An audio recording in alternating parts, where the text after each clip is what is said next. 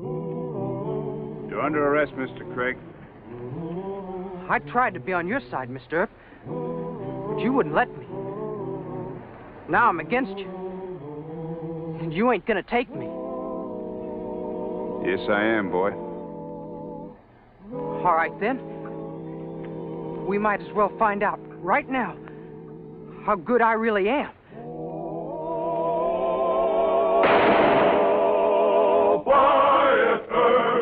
Wyatt Earp, brave, courageous, and bold.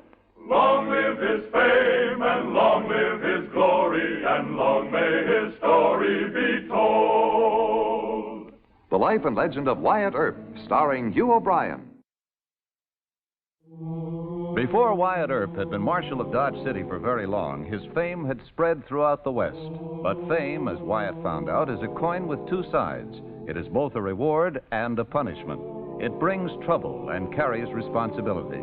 It was Wyatt Earp's fame that brought the boy Jimmy Craig to Dodge City. Hey, Gabe, will you look at that? Hey, son, where's this gun taking you? Like to break his leg, mightn't it? Hey, Ed, here's a gunslinger for you. Something on your mind, mister?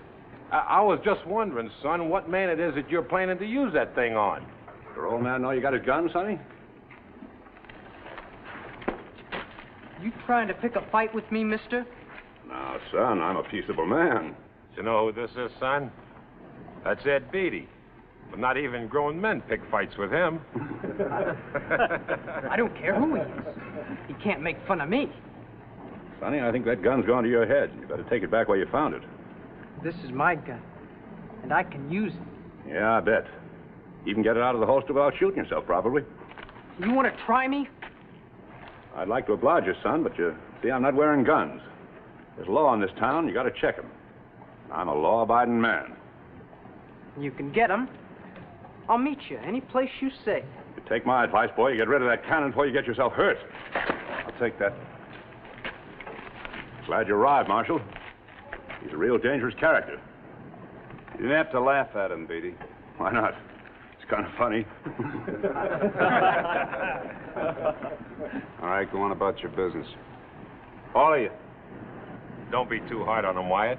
He probably ain't killed more than a few. He ain't hardly had time. Wyatt? Are you Wyatt Earp? That's right. Gee, I'm pleased to meet you, Mr. Earp. I come all the way from Wichita to see you, riding on that old mule. You did, huh? Yes, sir. My name's Jim Craig. Well, I'm mighty glad to know you, Mr. Craig. Now, what do you want to talk to me about? Well, it's business. Can we go to your office? All right.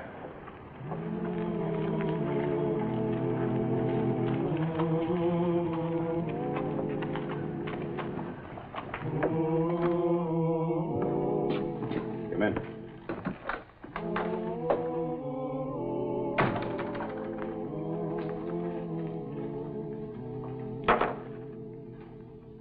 Now, what's on your mind? Besides arguing with a gunfighter. That fella a gunfighter, too? Two. Aren't you a little young to be a gunfighter? What's age got to do with it? It's how good can you use a gun? You can use this pretty good, huh? Yes, sir. I've been practicing a whole year at home. Where's home? Well, like I said, Wichita. A farm right outside of town. I set up targets out behind the barn. Moved back a few feet every week. You ever tried this on a man? No, sir. Just targets and rabbits. But I'm not worried, Mr. Earp. I'm good. Plenty fast. Don't see how anybody could be much faster. Yeah. Well, I'll tell you, Mr. Craig, being fast is one thing, but you got to also hit what you're aiming at. I just got one little question I'd like to ask you. Yes, sir. Why? Why? Well, I want to be a lawman. Like you. Just like you. I heard all about you. That's why I saved up and got the gun and started practicing. Now I'm good enough, so I come here. Well, it's one thing being able to defend oneself if you have to. But deciding deliberately to become a gunfighter, even on the right side of the law. You did it. Not deliberately. Not at your age. Mr. Earp, my mind's made up. I come here to Wichita to be one of your deputies. Mr. Craig, I'm not a hero. I'm only doing a job that somebody has to do. It's not easy. As a matter of fact, it's kind of dangerous. You seem to keep living. Well, I've been lucky. But it's not a living for a boy. Now, you go on back home and grow up. You'll think better of it in a year or two. You can't talk me out of this. Look, this isn't a plaything. Now, the first time you pull this trigger against a real man, you're starting something that's never ended. Not until one of them ends it for you. It can end mighty fast for an inexperienced boy. You better try staying alive a little longer.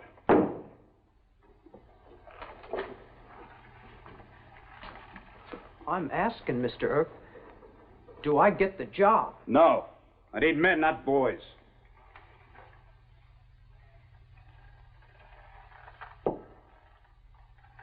You want me to prove I can use a gun? You want to come outside? You threatening me, Mr. Craig? No. But I'm going to show you. You fire that gun in Dodge City, boy, and you're going to go to jail. Then we'll go outside of town. I wouldn't hire you if you were the fastest gun I'd ever seen. I heard you was a fair man. I come all the way from Wichita to show you. All right, maybe I owe you that much. But I'm telling you right now, Mr. Craig, it's not going to change my mind. I'll pick up your shells.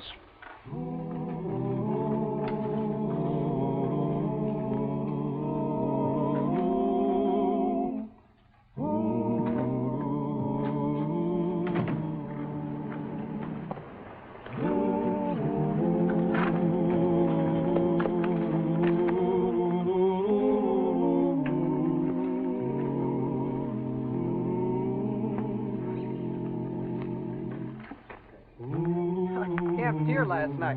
Couldn't afford the price of a hotel room. All right, you stand over there.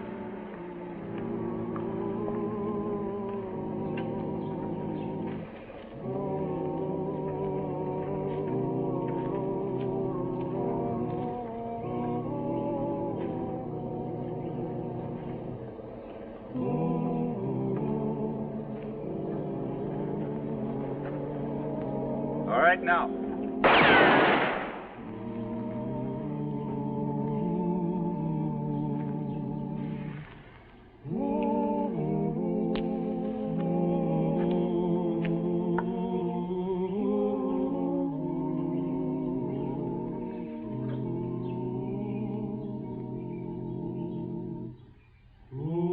Now.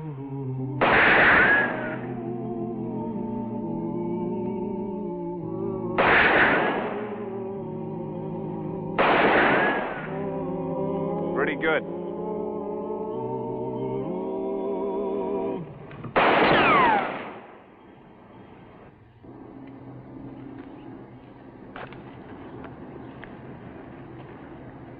I just wanted to point out, Mr. Craig, that the single most important thing in a gunfight is not how well you shoot, but how well you face the other man's bullet. I'll show you I can do that, too. No, you're going on home. You don't think I'm good enough? Oh, I think you're too good. Shooting like that's only going to get you in trouble. I ain't afraid of trouble.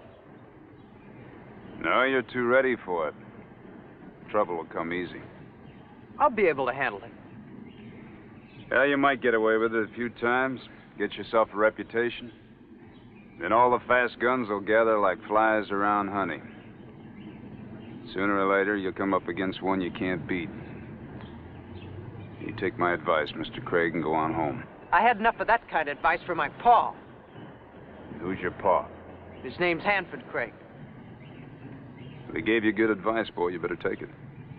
No. I left there for good. I come here to show you, and I will. All right, I don't care what you do as long as you don't do it in Dodge City, you understand? You stay out of Dodge with that gun.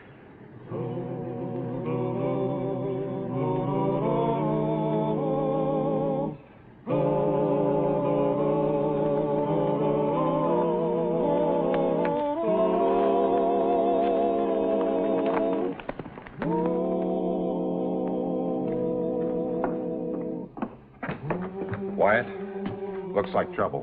What trouble? That kid's back in town. With his gun? Big as life, and he's asking for Beatty. And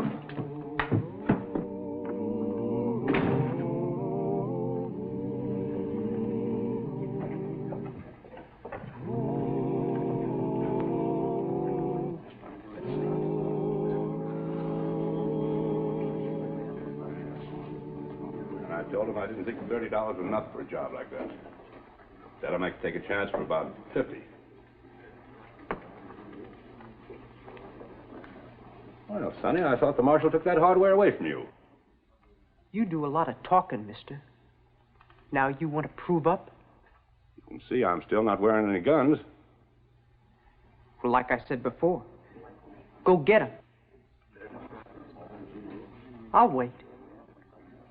Look, boy, I got nothing against you. I like you. You got spunk.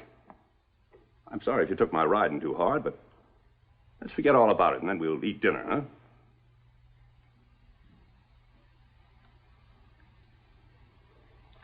Are you going to get them guns? Look, I don't fight kids. Go home to your papa before you get yourself killed. You afraid to try yourself against a kid? Why, you sniveling little...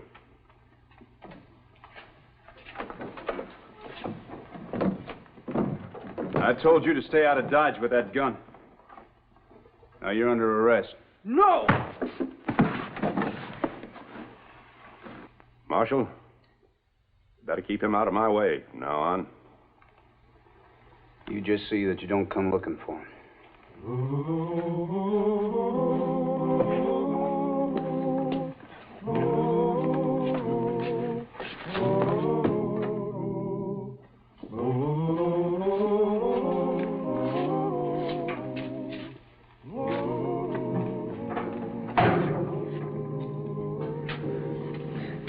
You're going to be sorry for this. You're not very smart, are you, Mr. Craig? You want to be a gunfighter, huh? Well, you know how to use a gun, but you don't know when to use it. Now, this morning you started to draw against a man that wasn't even armed. Tonight you tried to draw against me after I had my gun out and already in my hand. You're not going to live very long that way, Mr. Craig. I don't need no more of your advice, Marshal.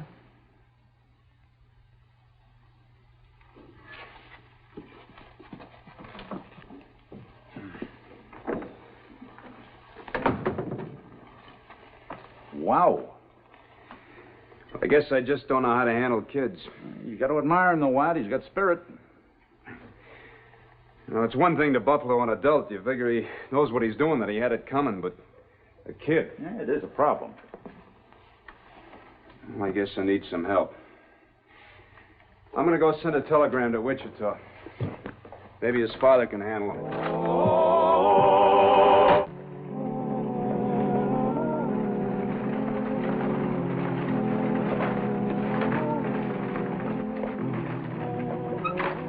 Craig? I'm Marshal Earp. Where's my boy? What have you done with him? He's all right. Safe inside. You've got no right to put my boy in jail. He threatened to kill a man, Mr. Craig. Don't matter. He must have had good reason for whatever he done. Let's go inside.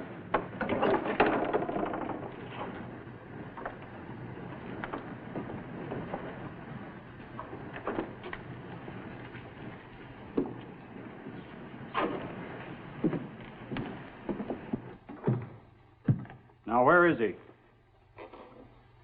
Let him out of there. Right now. In a minute. But first, don't you want to hear what happened? I'll hear it from him. I don't need to take your word. All right, Hal. Mr. Craig, how old is Jimmy? 18? Nigh it anyways. You think he's old enough to be wearing a gun? Why not? I did. Maybe you had to in those days. It's no different today. A boy's got to grow up fast out here. Doesn't have to grow up to be a gunfighter. The boy can take care of himself. You really believe that? I know it. He told me you advised him against coming here. Whatever's between him and me is no business of yours. Well, it's business of mine if he's gunfighting in Dodge City.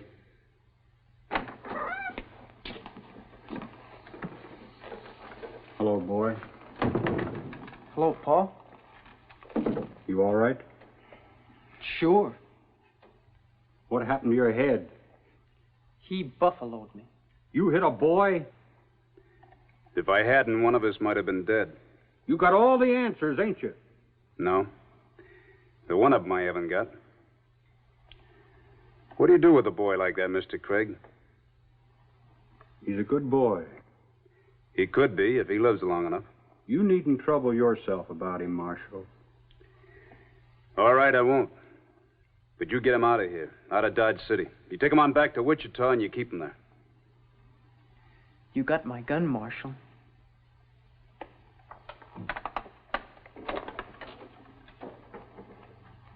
Mr. Craig, if you got any sense at all, you'll keep this gun from him until he gets old enough not to pick a fight with everybody he meets.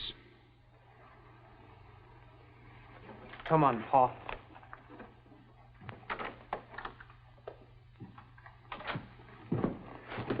And I thought you was a great man.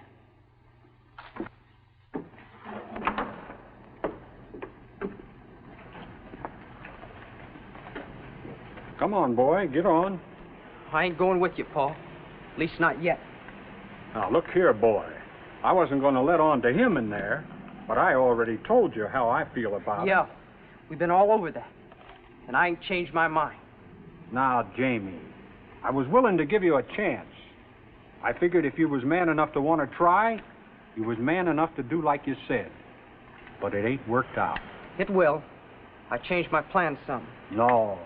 That man in there might be right. You might be biting off a chaw too big for you. Now, you better come along home for a time. I said no. At least not till I tend to something. What? Well, you always said, don't allow nobody to insult us Craigs. Well, somebody did. And I gotta tend to it. Now, listen here, Jamie. Maybe you better forget it. Come along home. No. Now, you go on. Maybe I'll catch up with you later. Jamie, come back. Oh, he was a young and he was headstrong, and he was out against the world all alone. And like a young, he rushed in headlong and tried to be a man before he was grown. No telling what he'd do, never was a young'un so very contrary. Whatever he would do, trouble always gathered all around him and found him. He was a young'un and he was headstrong, and it was him against the world all alone. Now you gonna get them guns? Yeah. They're up the street. Be in front of the Long Branch Saloon in 5 minutes. Jamie, you can't do... You stay out of this, Paul.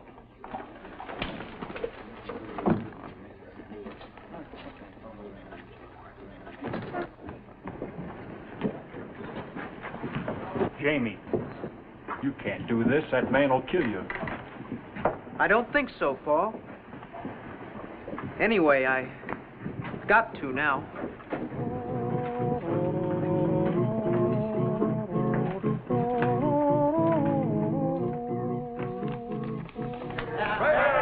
Something going on up there.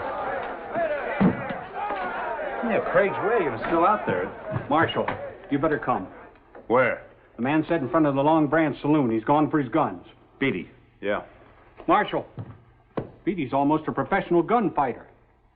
What do you think I've been trying to tell you and your boy? Come on, Hal.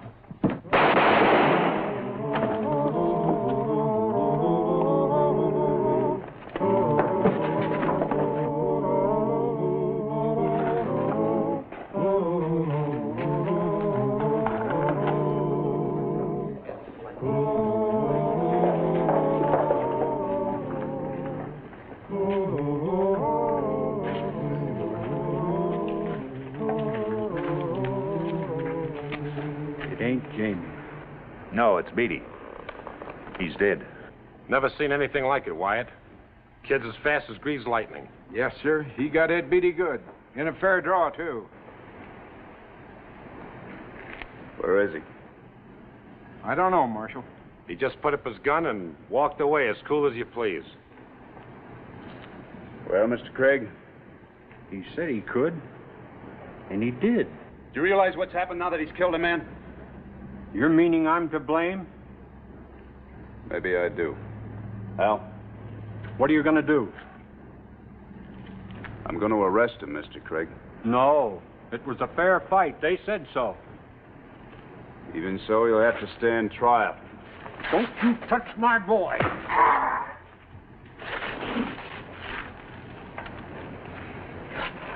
He'll kill you. You won't be took.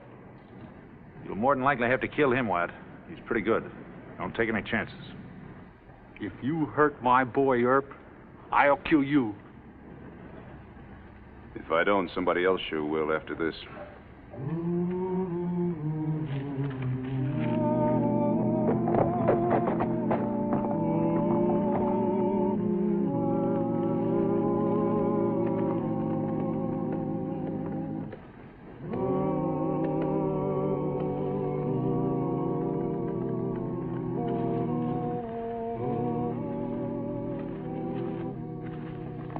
Who's there? Just stay right there.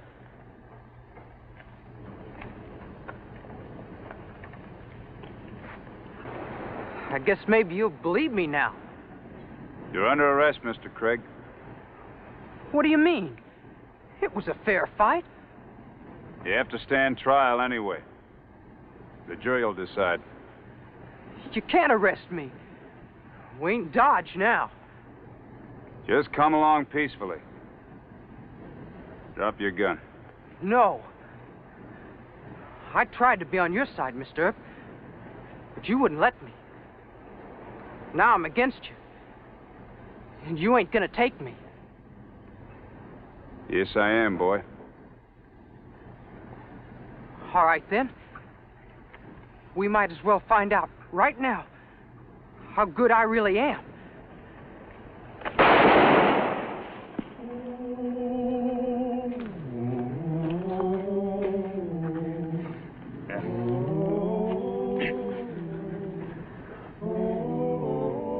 Be all right. I'll get you to a doc. I'm sorry, boy.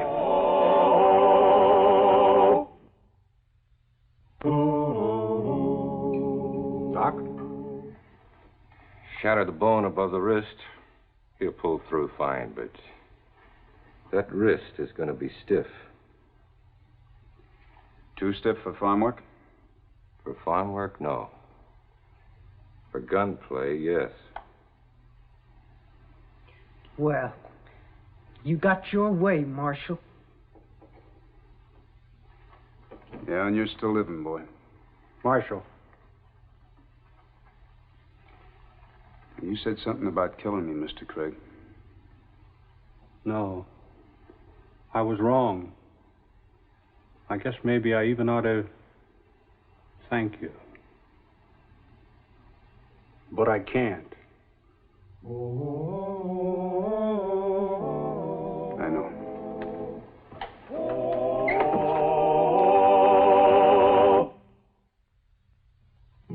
up the country, the old Wild West country. He made law and order prevail, and none can deny it. The legend of Wyatt forever will live on the trail. Oh, Wyatt Earp, Wyatt Earp, brave, courageous, and bold. Long live his fame, and long live his glory, and long may his story be told.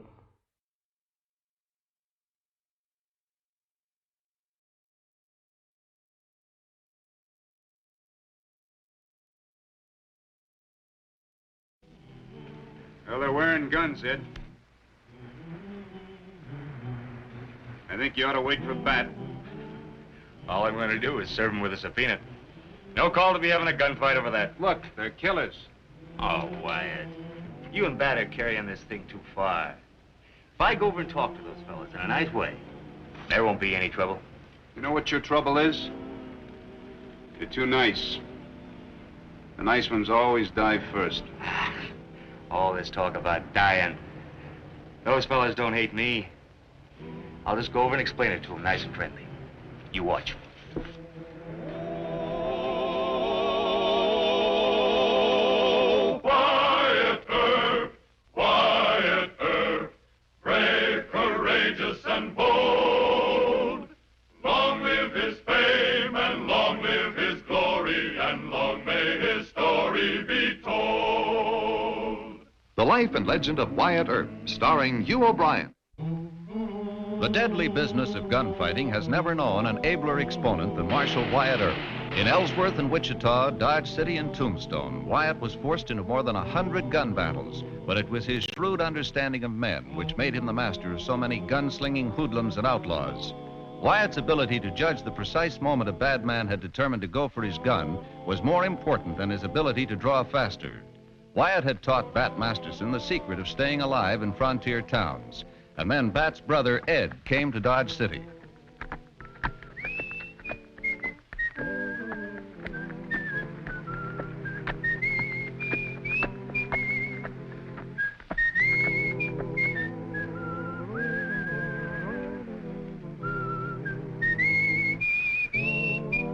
Hey, you!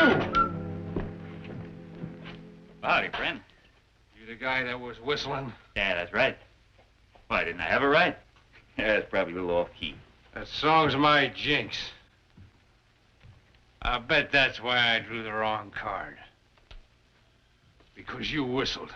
Well, I'm right sorry about that. Well, no sense getting sore about it. Tell you, my name's Ed Masterson. Reckon you know my little brother Bat. It fixes things hunky-dory. I got a good mind. Whoa now, chum. I said I was sorry. Hold it, Tex. Don't reach. That's my brother you're getting hostile with. Well, speaking of a little devil, boy, howdy. Wait it. And take off that gun belt. Stay out of this, boy. Oh, gosh, Bat. How to calm them down. You get on your feet. You get out of town. And you don't let me see you again. Now we can say hi to you, Ed. How's it going? Fine. Gee, it's good to see you. I got your letter. Come on, we'll go over to the hotel and talk. Boy, you ain't changed much. But, I never saw my brother act so raunchy before. Well, this is Dodge City. Well, we do have a good hotel, though. Come on, let's move. Wait. You hurt that fella, Pat. Let's see if there's anything He I can do. take care of himself. Come on.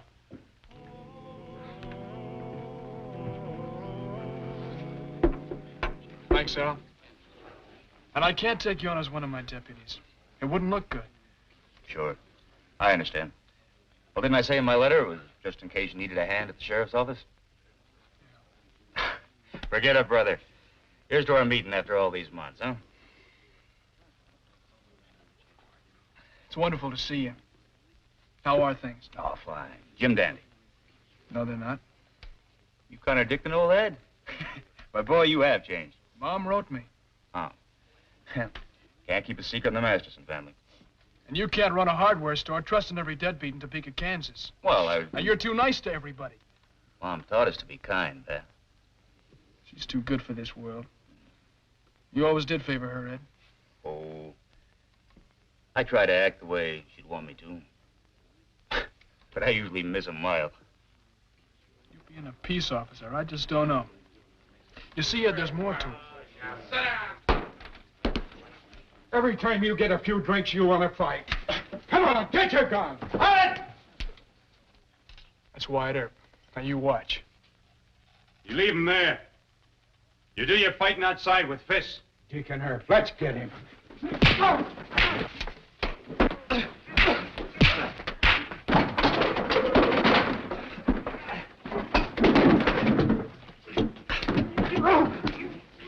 Now get outside and stay there. You see what I mean? He doesn't argue. Well, Mr. Masterson, you sit here and drink beer, huh, while I do all the work. Which Masterson are you, Ed or Jim? I'm Ed. But how'd you know I was a Your Masterson? brother's got all your pictures. Welcome to Dodge, Ed. Well, thank you, Marshal. Draw up a chair, rest yourself. Join us for a beer or some hard stuff? He drinks milk, but not now. Excuse us a moment, Ed. Got a personal matter. Talk to you in the back room, huh? Sure. Talk to you later. Right. Well. And the whole thing is, I can't tell Ed I don't think he'd make a good peace officer. He's had too much discouragement already. Yet you don't want to be responsible for hiring him, huh? Brothers. Well, I can understand that. Virgin and Morg have been pestering me for deputy jobs. I guess it's getting too civilized out in California. They're looking for a little excitement. Oh, Ed doesn't care about that. He's almost broke. You can put him on as one of my deputies. Yeah, I knew you'd say that. But Ed wants to reason with hoodlums instead of discouraging them for the moment. Maybe you'll learn. You learn fast. It ain't right asking you to turn teacher again. He'd probably listen to me. I'm not his kid brother. I'll take him on over to the office and have a little talk with him.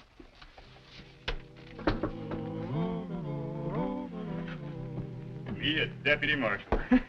Boy, howdy. Can't tell you how much this means, what? It's just a dangerous, low-paying job of work. Now, it's more than that.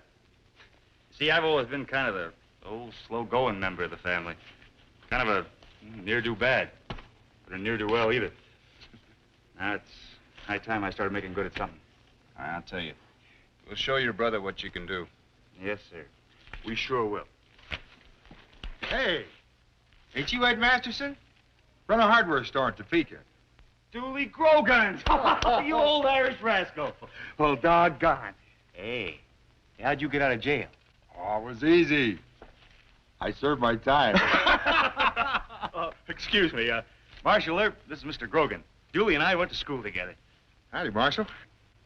Howdy. Say, you make a deputy out of old Ed? You sure did. And I'm on duty, so keep your distance. Oh, sure. How about a little sing-song up to Chalky Beason's tonight? Dooley, that sounds great. I'll be there. Fine, I'll see you. Good. Dooley got put in jail, Topeka. He set fire to the town last 4th of July. He pointed some Roman candles the wrong way. There's no real harm in Dooley, though. You always greet friends like long-lost brothers? Well, that wrong? In our line of work, yeah. Well, the best method is to shake hands with your right, keep your left hand by your gun. That is, if you're wearing two guns. Of course, if you're only wearing one gun on your right hip like you do, you just don't shake hands at all. Not even with an old friend? My advice? No. Keep your gun hand clear at all times. All right, Wyatt. I'll remember.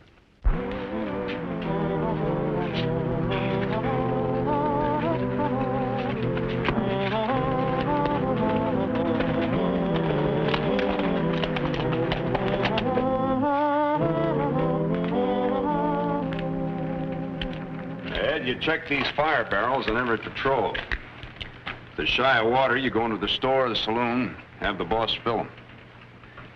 This corner here marks the deadline. South of this deadline, give the cowhands a break. They can get drunk on the streets, have fist fights, but no gun toting. North of here, why, it's strict law and order at all times. You see those drunks come? You go turn them back south. Sure, Marshal. Whoa up, friends. Head south and cleave it off. Hadn't I better go with them? Find them someplace to sleep? Nah, they're good drunks. Couldn't you tell the difference? Drunk's a drunk, ain't he? No. All right. Guess you mean I should pick out the friendly ones from the hostile ones, huh?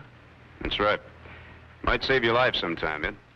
You see, mean, bad drunks are usually just killers at heart. You gotta be awful careful how you approach them. Now, there goes Jake Stevens into the Lone Star. He's a bad drunk, and he's carrying his .45. I told him to check it this morning. Guess he didn't. Better pick him up fast. You make the arrest, I'll back you up. Jake Stevens. Say, didn't he used to be an officer in Abilene when Bat was there? That's right. Knocked himself out of the job. Now, he's just a hoodlum with a pretty fast gun. You watch yourself.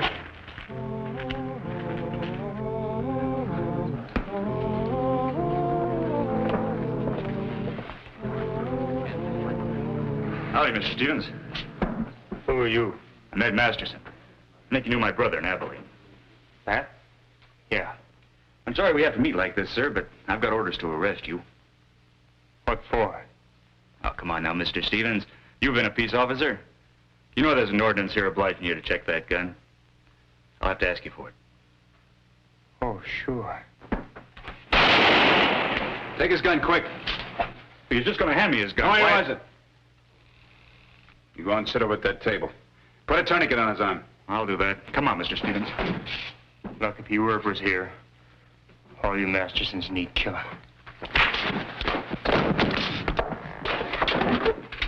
Come on. Well, Mr. Stevens sure has changed. Now, what's this all about, Herb? Jake tried to draw on one of my deputies. Another Masterson, I hear. That's right, friend. Don't call me friend. Me either. Look, I don't understand this. What have I ever done to you two fellas? Ed, there's no sense in arguing with Mr. Wagner and Mr. Walker. Come on, Jake. Well, you two settle your court judgment? It's none of your business, is it? I'm just trying to warn you. Don't go playing rough with Mr. Masterson, he'll gun you. Go on, Ed. I'll explain this over at the office. The worst thing that a peace officer can do, Ed, is to, well, say too much or act too kind or be too reasonable in making an arrest. The killers, they just don't give him credit. They think he's scared. I can see that point of it. But I still can't believe that Jake Stevens had any reason to hate me enough to try to kill me. Well, bad drunks hate everybody. You can make up your mind to that. All right. You know a heap more about this job than I do. Well, there's just one more thing. Your brother and I, we have a lot of personal enemies around town. You take those two fellas down to Lone Star, they... Wagner and Walker? That's right. See, they don't pay their debts. So the bank has got a judgment against them, and they know that your brother as sheriff has to, well, either collect or close them. And they hate Bat just because... That's right. Well, I know. But hoodlums don't reason, Ed. If they could reason, or had brains enough to, why, they wouldn't be criminals in the first place. Well, I guess so. Well, I sure have learned a lot today. Well, it took me a long time to learn. Oh, here comes your brother. Now, you get out of here. Huh? Well, I want to make a report on you, kind of talk behind your back. Oh, sure, Wyatt. See you later. Right. Hi, Ed. How'd it go? What? You better check with Wyatt.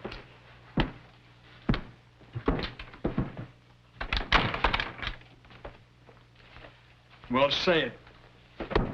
Say what? Had to shoot Jake Stevens to save Ed from getting killed.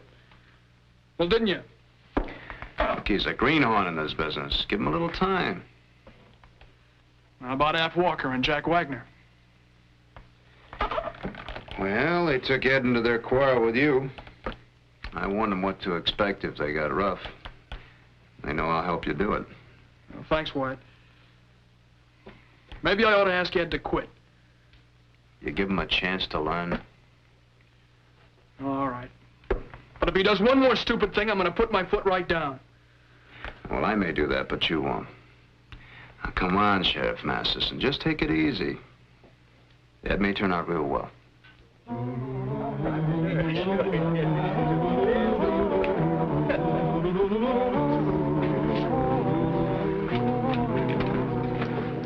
Howdy, Mr. Wagner. I got here as fast as I could. Guns working, kid? Sure. What's the deal? Mr. Walker and I have been trying to convince Bat Masterson that he shouldn't foreclose on us. Today, his friend Earp said that Bat was going to gun me and Alf. You want me to get Masterson and Earp both? You're loco. You think I'm scared of him? They're the best two gunfighters in Dodge City. I can take him. Later, kid. Later. Right now, I got a more important job to do. More important than Earp and Masterson? To us? Yeah. It's another Masterson, Bat's brother, Ed. But now, do you want to argue or do you want to get $200?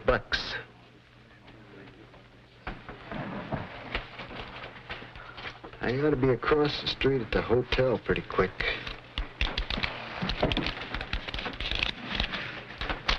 You wait for him at the lobby.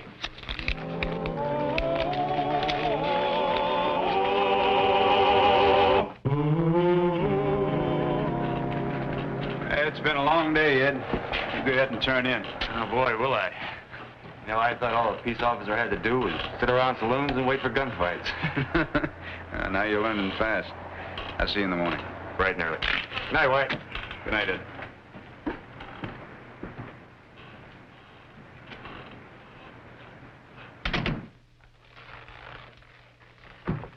You Ed Masterson?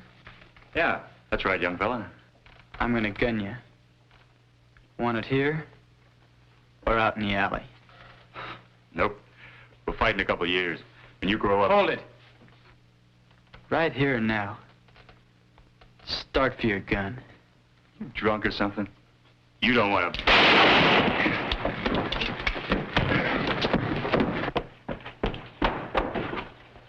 I had to hit you, Sonny. Somebody go for a doctor, will you? You all right, Ed? I sure was. I had to clout this boy who was shooting at me. He got you in the shoulder. Doggone. I guess he did scratch me some. Take care of this little brat. You were pampering this kid and he had another gun? Why'd you let him draw on you in the first place? I just didn't think you'd do it. You think you'll be all right? I whacked him pretty hard. Never mind about him. You just go on over to Doc McCarty and let him patch that up. Go on. Yes, sir, Marshal. Yes, sir. Gosh, Eddie, you hurt? It's nothing but a scratch and ain't even bleeding much. Marshal Earp's kind of concerned about it, though, so I'm going over to the doctor. Paying orders. Pete, take this little buzzard on over to jail. A couple of you men help him. I want to talk to you upstairs. Yeah, I know.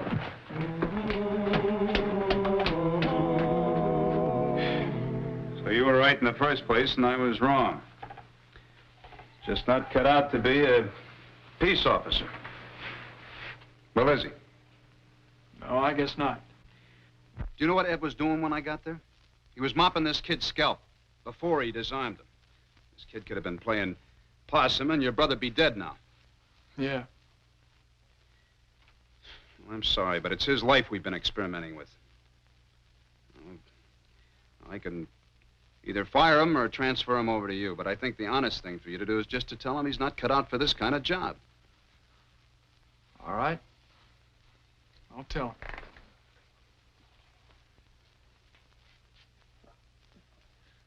What? I can't do it. He's my brother. Mom would think I let him down. He just can't take more failure. We'll trade deputies, huh? All right. I just hope you know what you're doing. Thanks.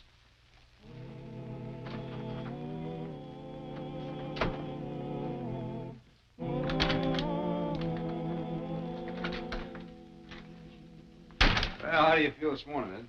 Oh, shoulder's a little stiff. Don't hurt. Good. Wyatt, did Bat tell you he wants me to work for him? Oh, yeah, he's been having a little trouble with one of his deputies, Pete Loring. I told him I'd take Pete. I'm getting the worst of the deal. That's the way it was, huh? Yeah, officially, but just between you and me, why, I think your brother wanted you from the start. What do you know? I was scared you were both sore at me about last night. Well, that little brother of mine's a horse trading scamp, ain't he? Yeah, he's a shrewd one, all right. By the way, where is he? Is he still sleeping? Oh, no, not him. Oh, he's talking to that kid I had trouble with. There. I moved from deputy marshal to deputy sheriff. Is that up or down? It's a promotion, Ed. Oh, fooling? Well, boy, howdy. You know, I've always jumped from the frying pan right into the fire up to now. Say, I got a present for you. Figure a man should show his appreciation. Well, there's no need for that, Ed. But I do like presents. Well, silver rosettes, huh? Well, they're mighty handsome, Ed. Figure they dress up the bridle in that horse of yours. They sure will. Tell you, Candy thanks you and I thank you. You know, we've been looking kind of seedy lately. Well, that kid was hired to gun in. I just got the truth out of him. Who hired him? Jack Wagner for $200. Sounds like Wagner. Well, today I'm going to close the Lone Star. Those fellas weren't Texans anyway. Disgraceful they should use the name Lone Star. Walker and Wagner can... Oh, hold up, brother. I don't get this. Huh? Well, why would those fellas hire a gun to kill me? Now, bad. Don't make sense. Now, there you go. I swear, Ed. Let me try and explain it, will you? See, Ed, it's typical hoodlum thinking. I mean, if the kid had got you, then Wagner and Walker, they could claim that your brother was trying to close him for personal revenge. But he has a court order to collect what they owe or put the saloon up for sheriff's sale. No more talk. I'll get the papers and a couple of deputies. Bat, wait a minute.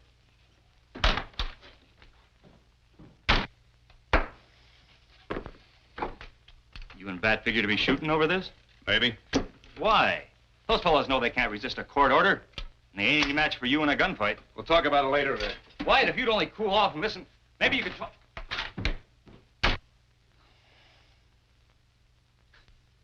Shooting over a saloon. No. No, not if I can stop it.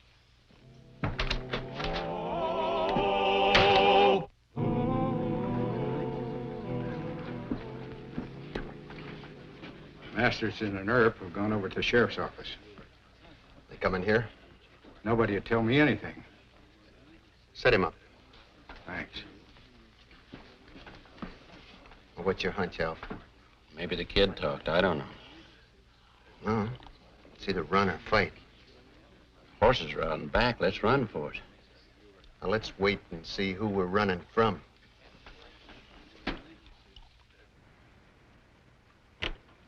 Wait a minute. Now, look, I know this is your fight, but I'm asking you not to lose your temper. All right. I don't think Wagner and Walker got the sand to fight. Hey, where's Ed? I left him with you. Pete, you ride by the jail and pick up Ed Masterson. Pretend like you got some kind of errand to run that'll keep you away from the Lone Star. Yeah, and if he's not at the jail, you find him. Watch the office, Sam.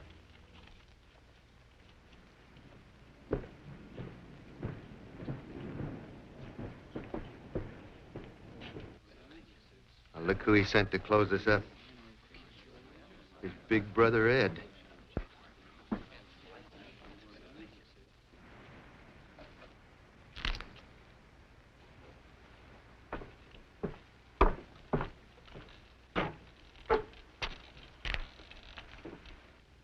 I want to talk to you, man to man.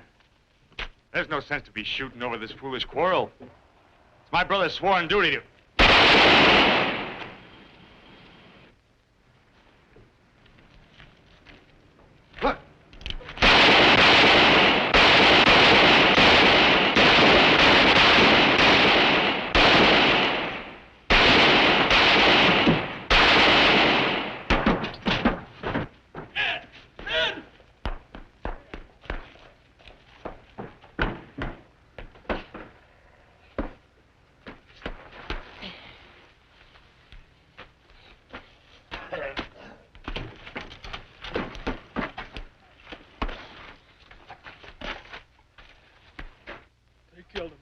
They killed Ed? No! You can't shoot him again.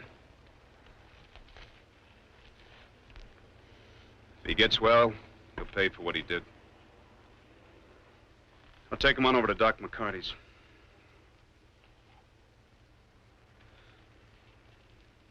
You got some weeping to do. Go on in the back room where nobody can see you. Yes, sir.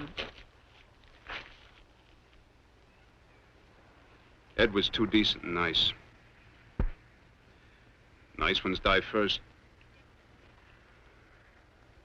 But they die for kindness.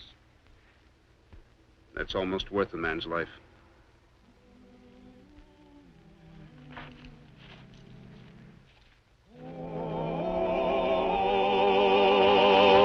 Well, he cleaned up the country, the old Wild West country. He made law and order prevail. And none can deny it, the legend of Wyatt forever will live on the trail. Oh, Wyatt Earp, brave, courageous, and bold. Long live his fame, and long live his glory, and long may his story be told. Long may his story be told.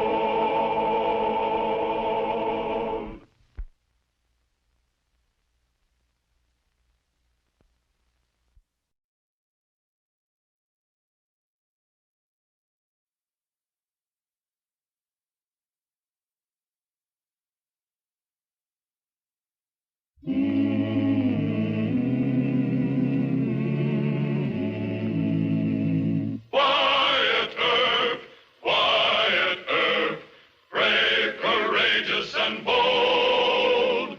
Long live his fame, and long live his glory, and long may his story be told.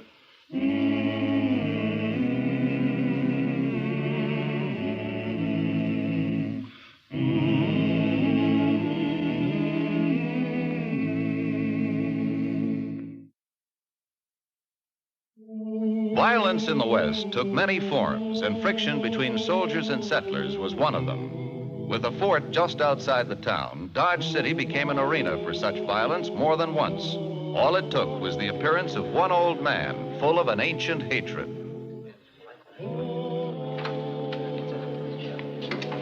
There he is, right there.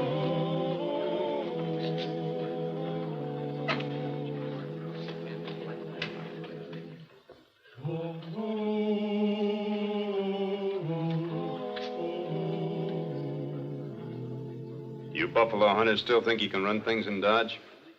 Who says we can't? I do. You? You ain't big enough to make that stick. Well, I'm big enough to lick you. You want to try? Why not?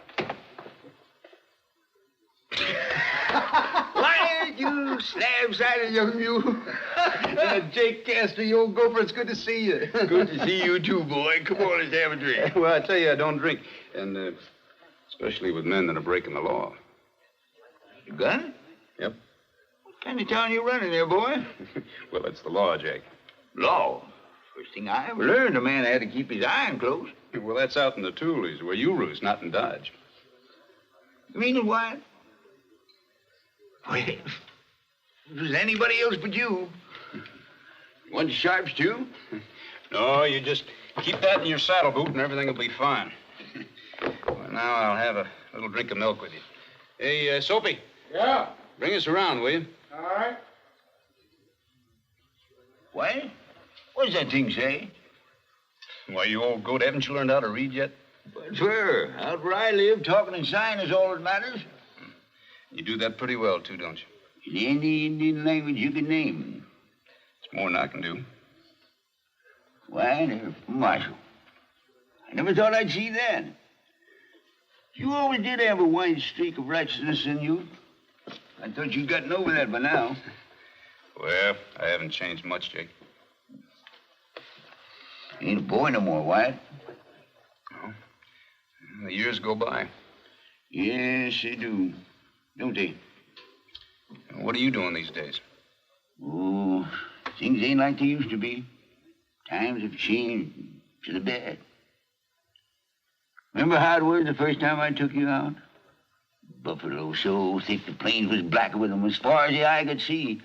Just like a rolling ocean. Yeah, I remember. Them days a herd was maybe 2 or 3 million animals. Now you're lucky if you can find 8 or 10 of them in a month of hunting. I know. Serious wild. It's why the Indians is fighting. You can't blame them. They're starving. So when I see that, I quit hunting for the fortune, trying to feed the soldiers. I'm living with the Cheyenne. With your wife's people? My wife said was. Oh, I'm sorry, Jake. Sorry to hear that. You got plenty of blue coats here. Do you mind? Yeah, especially tonight. Port's not too far away, and today was payday. Yes, I know. Be a lot of celebrating. Got every deputy on the street. Which reminds me, I better get to work.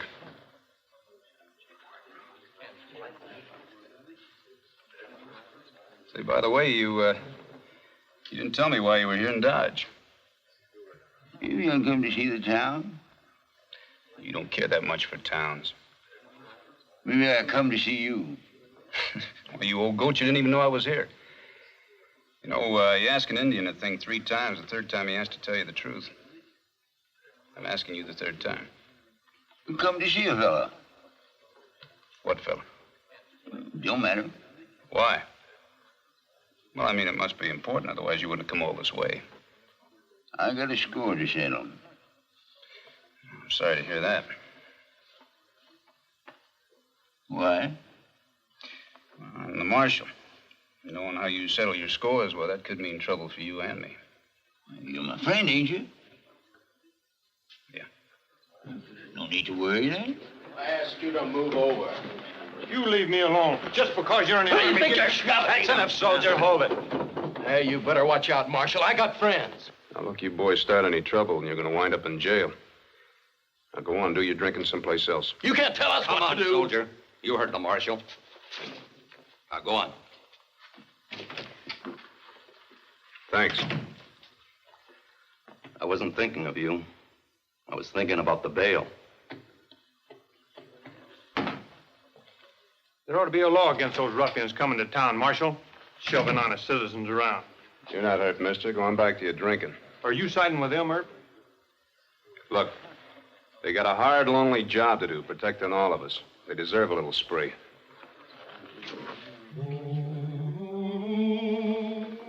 Hey, Soapy. Yeah? Where'd the buffalo hunter go? Well, I don't know. Guess he must have left, Marshal.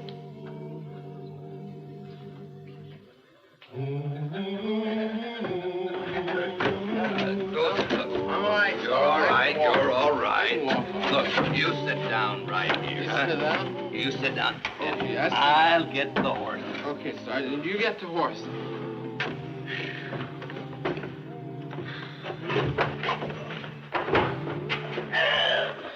Huh? Sarge?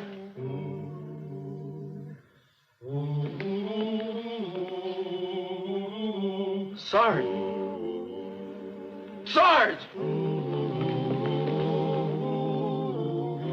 I'll kill him. If I ever get my hands on him, I'll kill him. You leave that to me, soldier. Oh, no. I know you low-life civilians. If it's a blue coat, you don't care. You don't even try. Well, you watch. Sarge has got friends. Look, if you just stop yammering long enough to tell me what you saw, I might have a better chance to get whoever did it. I didn't see anything. Well, Marshal, you don't think it couldn't have been Indians? Well, those are moccasin tracks. It's the way they do it. And the hair. No. An Indian wouldn't take that chance, not here in Dodge. Well, you better find him, Marshal. You better find him quick. Because if you don't...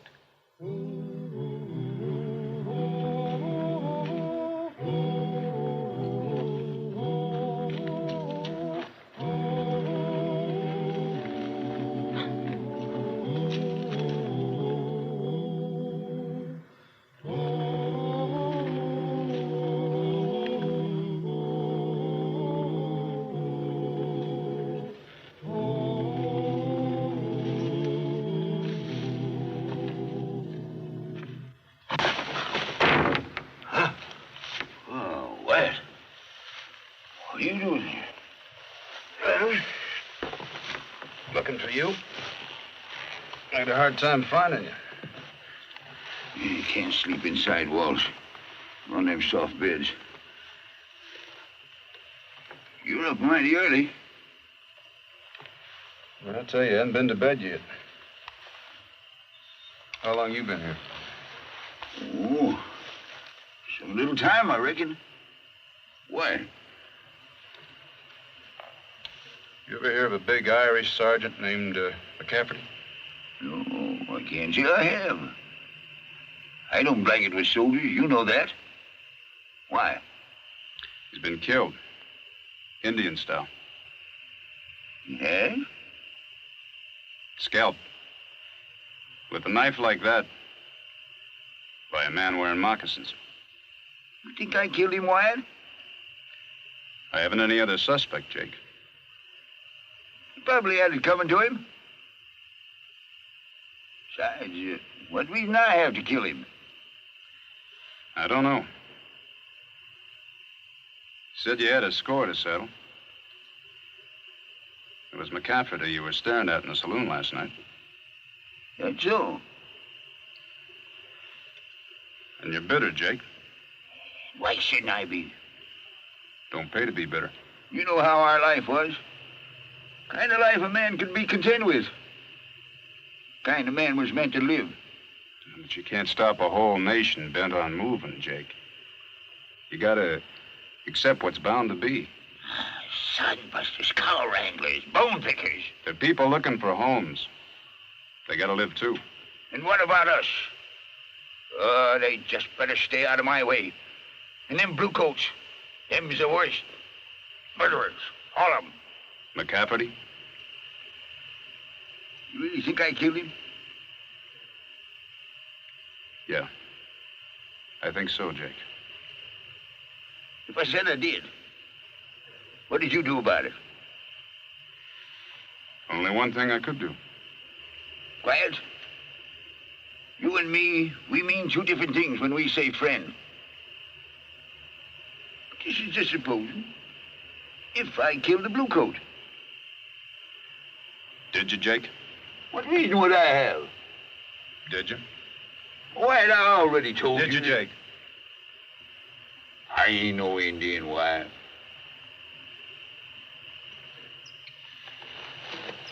Where you going? Well, first off, I'm going over to the fort. Yeah. Associating with bluecoats, huh? Gotta take back the body.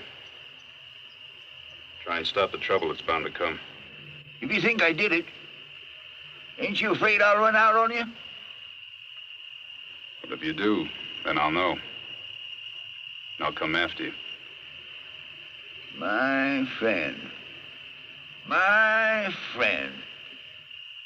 That's why, Jake, you're gonna have to tell me yourself.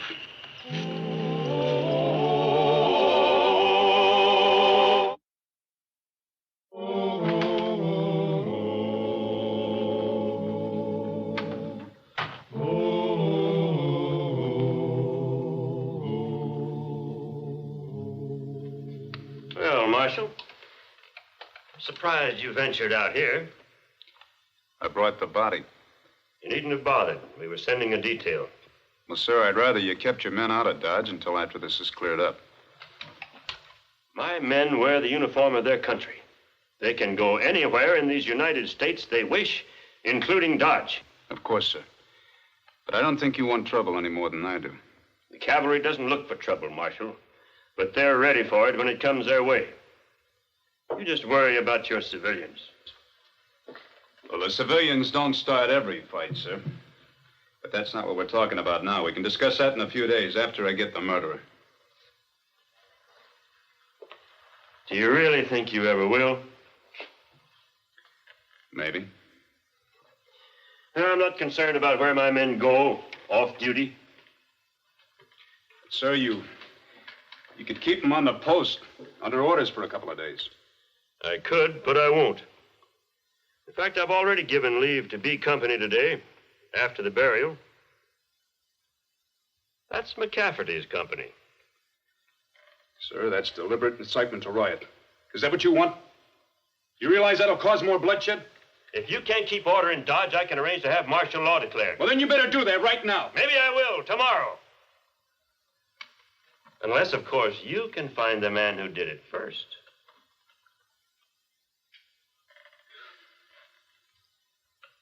Will you help me? How? I'd like to take a look at McCafferty's service records. Why? Because I think it was a personal grudge. Maybe we can find a clue in the records. I can't give you that without orders from Washington. Well, then at least let me talk to some of his friends. I don't think they'd even talk to you. Thanks.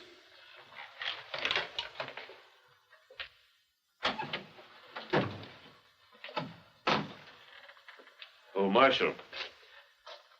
This is Mrs. McCafferty. I come to see the man who brought him. I come to thank you, Marshal, for bringing him home to me. I'm sorry, ma'am. Are you? Are you, Marshal? Then why don't you find the man who did it? I'm trying to. Will you help me? Help you? Colonel, could I speak to Mrs. McCafferty in your office? Well, all right.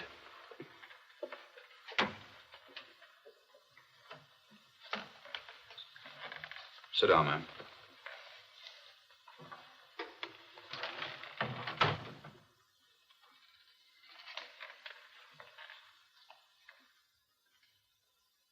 Now, Mrs. McCafferty, can you tell me any reason anyone might have for killing your husband? Only that you didn't protect him. That you let a lot of scum and killers run around loose. Well, I think this is personal, ma'am. Did your husband have any enemies? Patrick? Not an enemy in the world. He was an angel. Yes. But was there anything in the past, I mean before he met you? You'll not be getting me to say anyone had a right to kill him. Did Mr. McCafferty ever mention a man named Jake Castor? Castor? No. No, never.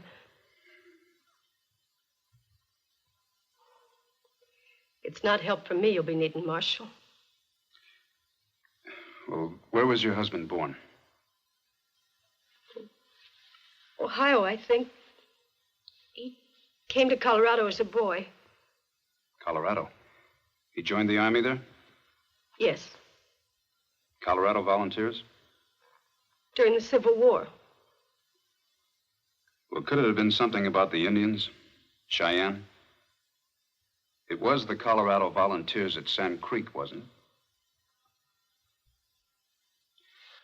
Please tell me, Mrs. McCafferty. Oh, no, it couldn't be. Surely. But he was at Sand Creek. Tell me. Well, it was the only thing he ever did he was ashamed of. Bothered him something awful for a time. You understand he was under orders. Yes, sir. But he said something seemed to happen to all the men that day, even him. They seemed to go crazy with the Indian killing. You heard it was horrible. Even their women and children. Oh, he couldn't get it off his mind. He used to wake up at night crying and moaning and... Well, I told him he had to forget it. That the Lord would forgive him. It made a better soldier out of him. He hated the Indian fights, but he did his job the best he could. He was a good man. Yes, sir. Well, thank you, Mrs. McCafferty. Maybe you gave me the answer I need.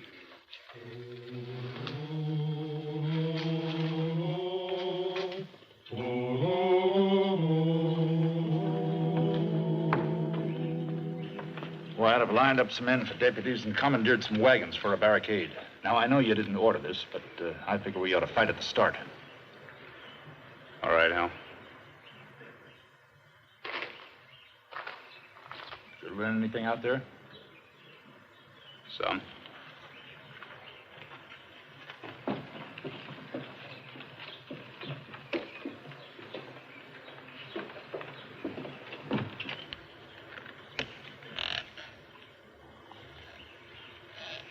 Jake? Tell me about Sand Creek. What do you mean? Oh, I've heard about it, just like everybody else has, but not from somebody that was there. There were white men with the Cheyenne that day. George, Charlie Bent, Ed Gary, and Jake Castor. What are you driving at? I want to hear it from you.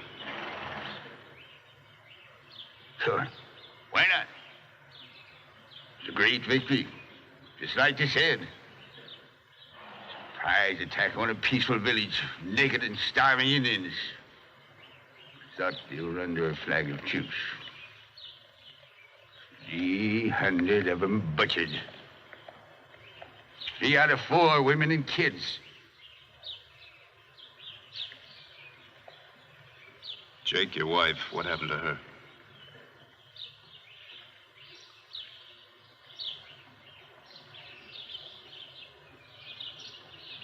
Right in front of my eye. And I couldn't do a thing about it. I didn't even have a gun. My wife. Is my son still in her arms? And I couldn't do nothing about it. Nothing at all. But I saw his face, and I never forgot it. It trailed him all over the West. McCafferty? If it was. If it was. Hadn't I the right? It's hard to say no to that, Jake. Not many men would. Probably a jury wouldn't. But the Bible says no. Jake, there was blood enough spilled that day. There's already a trail of red all over the West. And it ain't finished yet. Look, we're all ashamed about what happened at Sand Creek, the whole nation. Shivington was court-martialed and forced out of the Army for it. Congress has voted indemnities. Indemnities. Indemnities. Well, all I know is that the answer to killing is not more killing.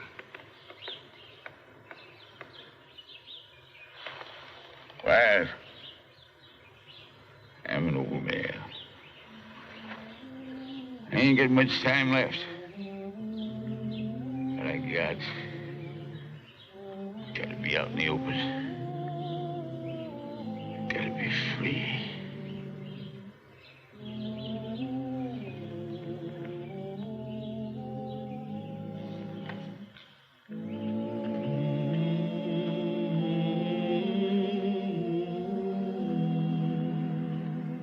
All right.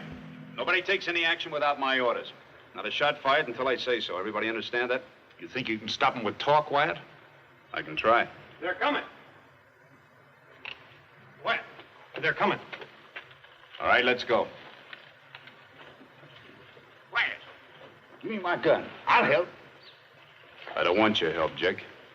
Wyatt, we've been friends a long time.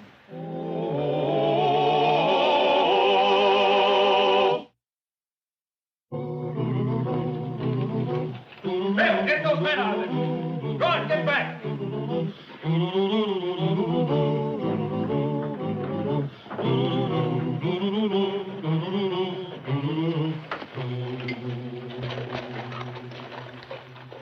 Get out of the way, Marshal.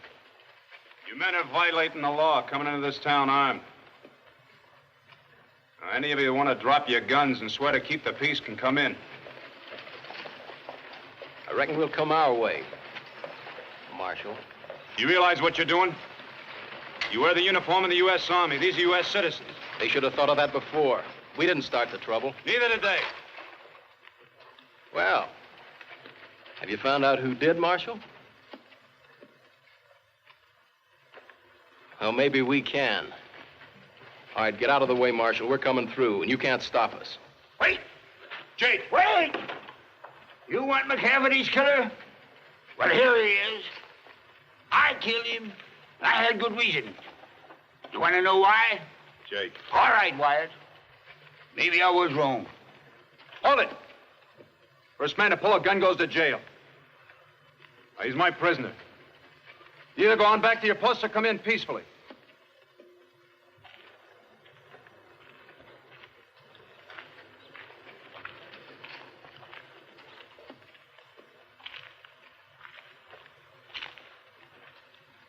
I just want to know why. I want to know why you killed my husband.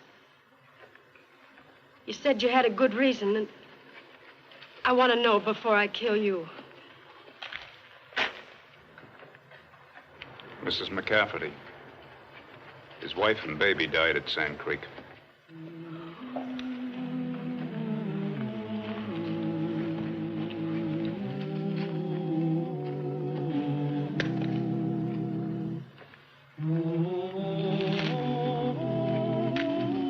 Come on, Jake.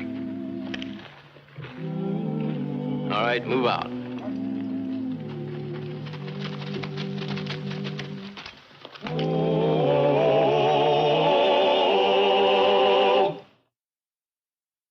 Well, he cleaned up the country, the old Wild West country. He made law and order prevail.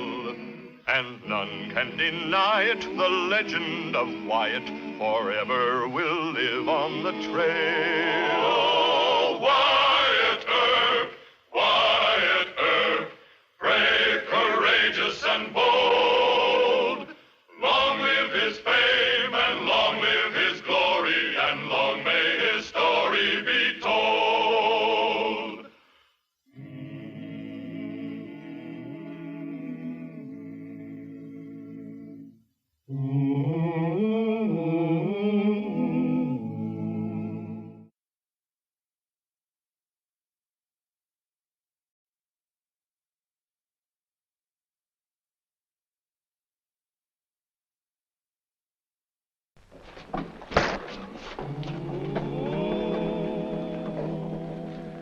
All right, Shorty. You're packing the equalizer. Let's see how much of a man you are when you've got a gun. Start for yours.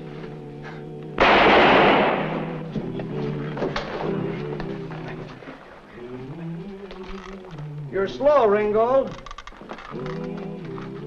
Did he draw that quick? Seems like he did, Johnny. He was putting his gun back in the holster before I saw his hand move. Wyatt Earp, brave, courageous, and bold. Long live his fame, and long live his glory, and long may his story be told. The Life and Legend of Wyatt Earp, starring Hugh O'Brien. It is estimated that Wyatt Earp took part in more than 100 gunfights during his career as a Western Marshal. He was fast because he had to be, but he shot only in line of duty, and he always tried to disable his man rather than kill him. Marshal Earp had no relish for gunfighting, and he scorned the drink-crazed amateurs or criminal psychopaths who gloried in shooting it out with Colt 45s. They made his job as Marshal of Dodge City the most dangerous on the frontier. Thus, when Wyatt met up with Guns McCallum, he thought he knew just what kind of trouble was heading his way.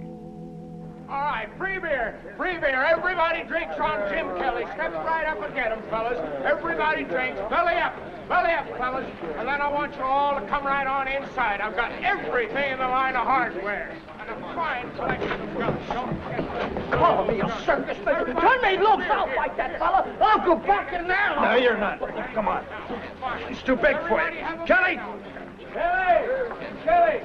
McCallum, in trouble already. Bring him into the store. Was he picking a fight? Yeah, with a cowhand that weighed 100 pounds more than he did. That's all I need. My gunsmith in jail on opening day. Well, all right, fellas, just finish your beer and the store will be open in a minute.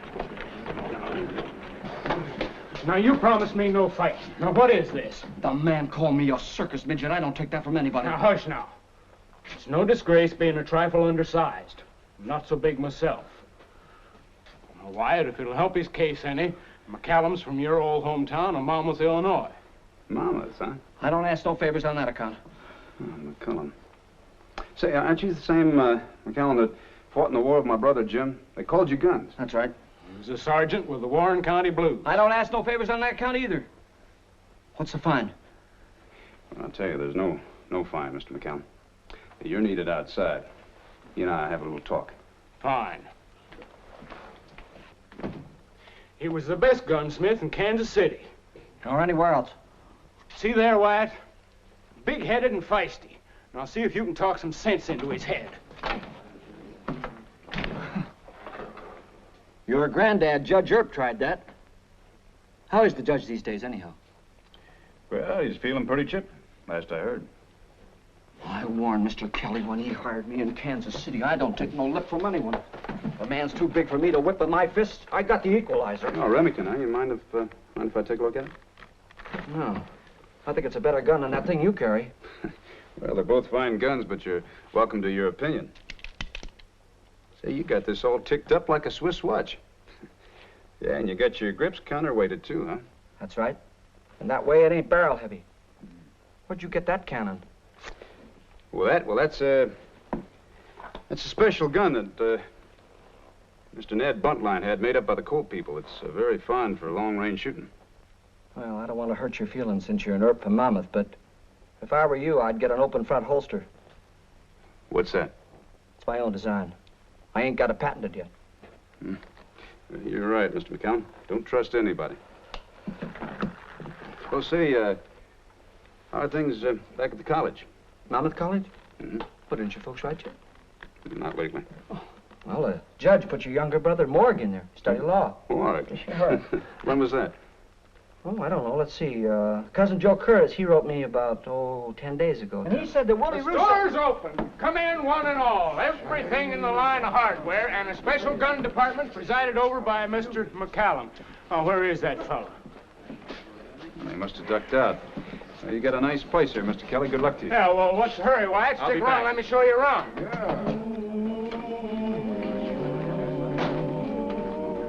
Of course that cowhand called me a midget. Ease off, half-pint. Where is he? Right here, you little squirt. Drop that gun. Hold it! Give me that. Was it a fair play? Yeah. Nosey fired and missed. Half-Point was slow, but he didn't miss. Who are you calling slow? Never mind. I'm gonna have a little talk with you. Couple of you men pick him up. Take him over and get him patched up. It's not just that you're from Monmouth. It's, well, you're working for Jim Kelly, and he's a good friend of mine. Look, Mr. Kelly is trying to make a new starter after losing Miss Dora. Did he tell you about her? No, he didn't. Well, Miss Dora was killed by a hoodlum from Texas the night before the wedding. Broke Kelly's heart. I'm sorry, but I don't... I'm not asking you to be sorry. I'm just asking you to quit thinking like you do. This equalizer thing. What's the matter with that? It'll get you killed. That's what's wrong with it. Why do you say that? Because there is no such thing as an equalizer. And you think packing a gun like that is going to even things up? It sure will. No, it won't. Men are no more equal in their speed with a gun than they are with muscle and fist-fighting ability. I took that big cowhand, didn't I? You think you're fast. Well, let's see how really fast you are. All right. Go ahead, draw. No, I'll wait for you. I don't claim to be as fast as you are. You're not fast at all, Mr. McCallum. I wasn't even trying to hustle. I'm as fast as the average man. Well, that's not fast enough. The way you pick fights, you're not always going to pick the average man, not here in Dodge, anyway. I got a few tricks. I can speed up my draw. Now, please, Marshal, is it all right if I leave? Look, will you just do me one favor? Next time a man says something to you about your size, will you come talk to me first? Tell me about it before you go for your gun? Why? Because Mr. Kelly needs you. He can't run a gun shop without a gunsmith. And I'm supposed to take anything off of these drunks just to please Mr. Kelly? No, thanks.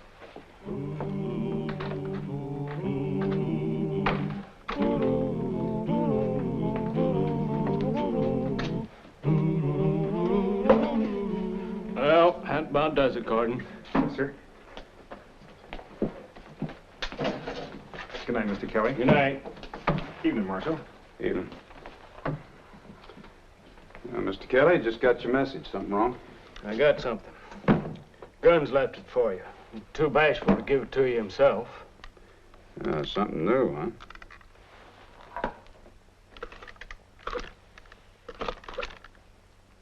Say, Mr. McCallum's got a good idea here. He should patent it. Is it really faster?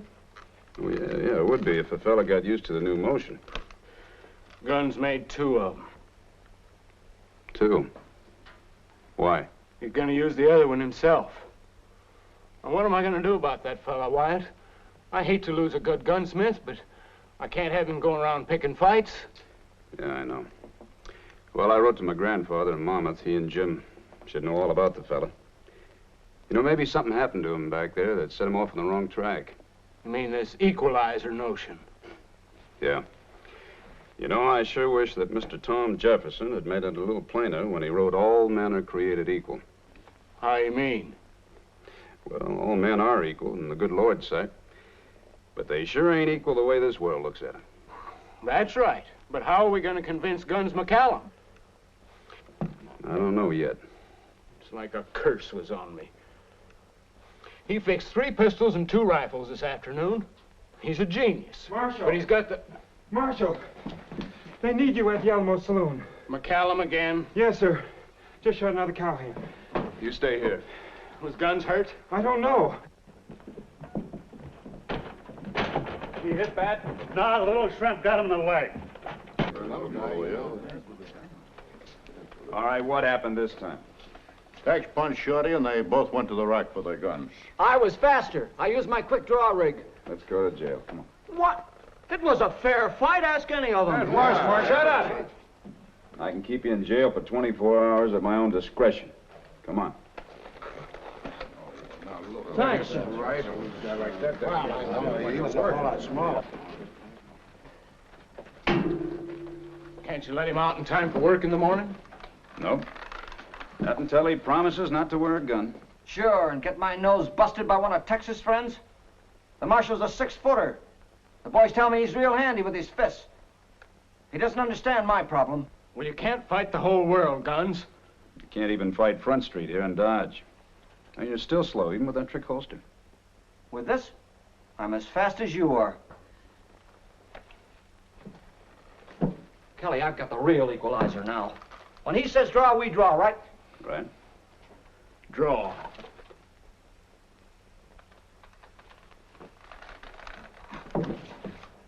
How could any man be that fast? Well, I tell you, Mr. McCallum, I was hustling a little bit that time. But I think you got a good idea there with that holster, and I want to thank you very much for the one you gave to me. I gotta think of something faster. No, just stop being a fool. Don't call me a fool. Well, you're not big enough for fisting men, and you're not quick enough to gun them. But what does that matter? You're a great gunsmith. Isn't that enough? Wyatt, tell him what you told me about all men being equal only in the sight of the Lord. Well, he knows that. Just won't accept it. It ain't fair to be born both slow and small. Well, I'll tell you, Mr. McCallum, in my humble opinion, the good Lord isn't interested in fist fighting and gunfighting. He wants a man to be big inside. Well, you see, fighting's kind of like making more money than you need. They're both mighty low occupations. You can tell what the Lord thinks about them. Fighter's flesh goes to feed the worms. Money often goes to worthless heirs. I never heard a priest or a preacher sum it up so good. Now, come on, Guns. Admit you've been wrong and promise Wyatt to quit this tomfoolery. He's got a whole bench full of work waiting for him in the morning. All right, Marshal. I give you my word. I won't get in any more trouble. Good. You're released. I'll be giving a thanks offering to both churches in town.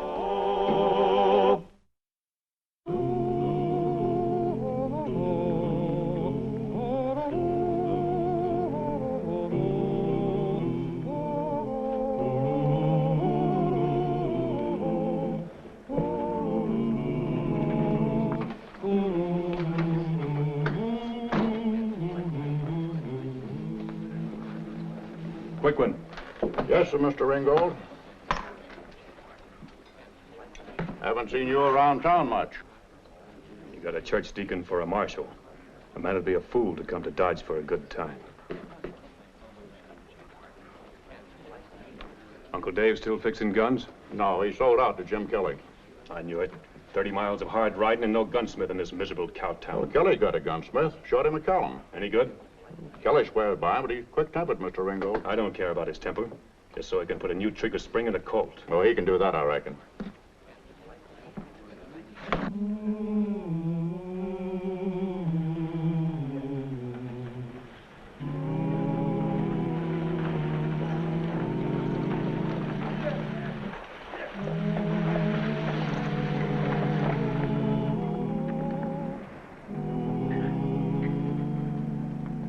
Howdy.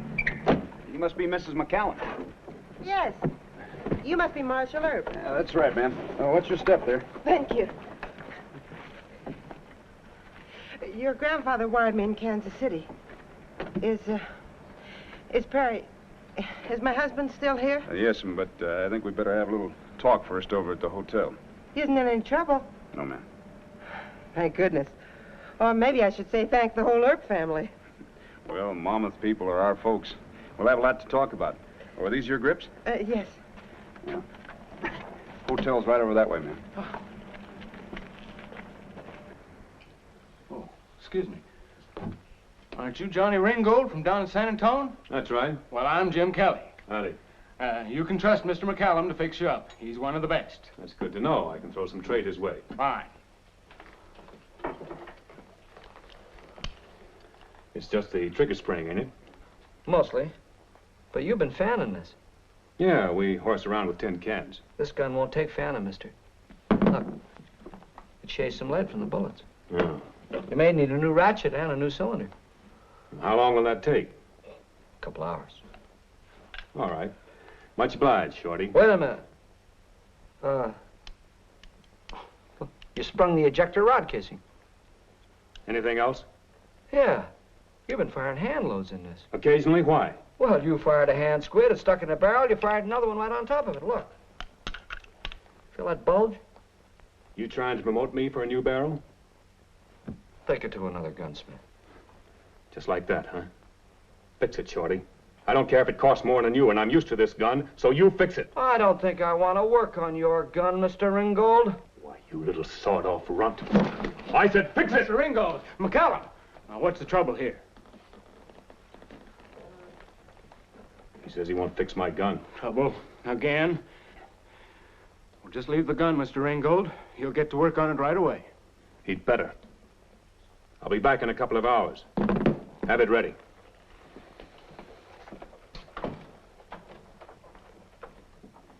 That's Johnny Ringgold. He's a killer. You trying to commit suicide? I ain't afraid of him. I gave you and Earp my word. I'll try and fix it. Now that's acting sensible. And we just never had a peaceful day. It's not my fault I'm bigger than he is. Not that I ever cared about size or what people say. But I knew he was sensitive about it. Maybe he should have married a small woman. But I love him, and here I am. Well, did you leave Mr. McCallum, or did he leave you? I left him. Now you want him back? Yes. I traced him to Kansas City, and I wrote Judge Earp. That's how he was able to wire me about his being here in Dodge City. Do you think we can make it up? Well, he's got a lot of pride. Too much pride. He's already wounded 2 men in gunfights. Kind of me, I guess. Why do you say that? My refusal to understand his grudge against life. You know, Grandpa Earp used to tell us boys that the unfairness of life was just one more good reason for believing in God. Would all be evened up in his own good time. Look, I think I better talk to Mr. McCallum. He'll know it was a put-up job, your being here. I want him to blame me, not you. Thank you, Mr. Earp. I'll wait here and hope.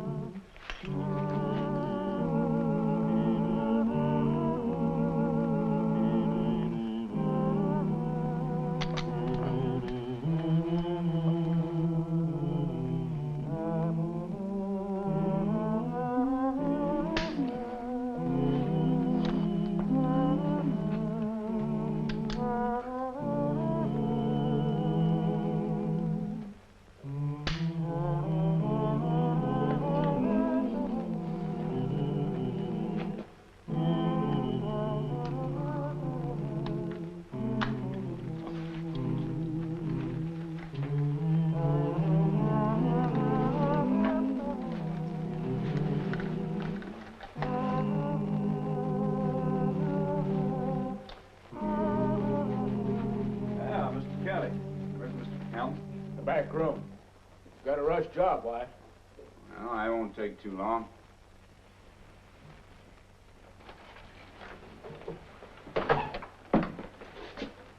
Marshal? I, got some news for you. What? Your wife's in town.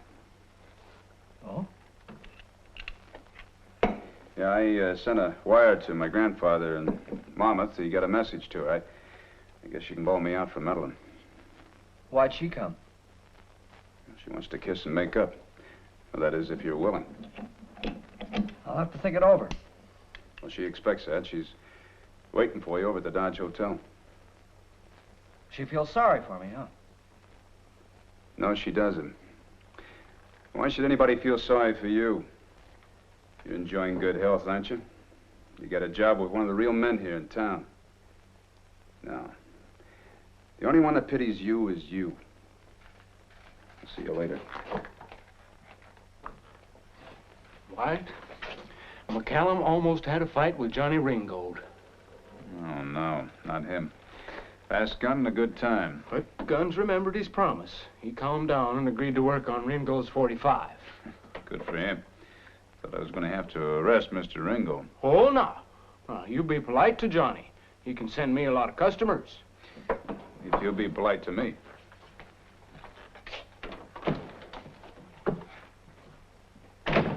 Guns, you finished it? Yeah, all except the barrel. Why not the barrel? Factory didn't send any 5.5-inch barrels. Anyway, I couldn't put in a new barrel in less than half a day. Well, we'll explain to Johnny that... You explain to Johnny. I'm going to meet someone at the hotel. Now... If I stay here, I'll get in a fight with Ringgold. Is that what you want? No. I'll handle it.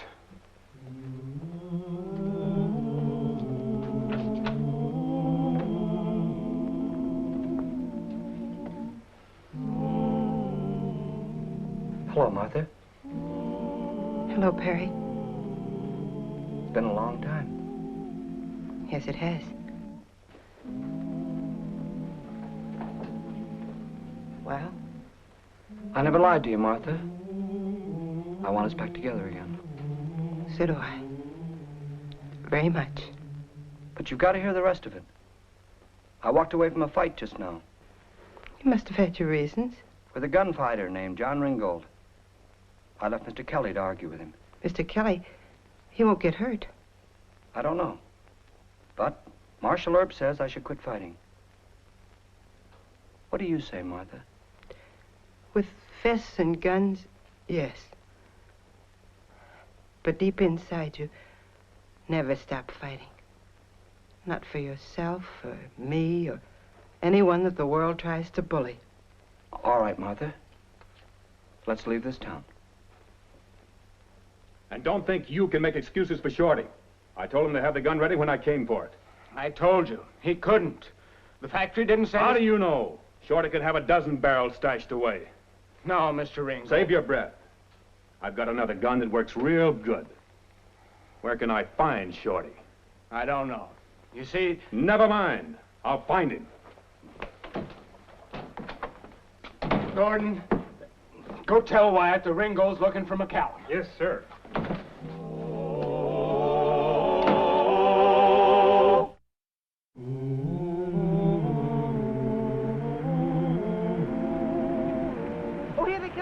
right. Will you relax?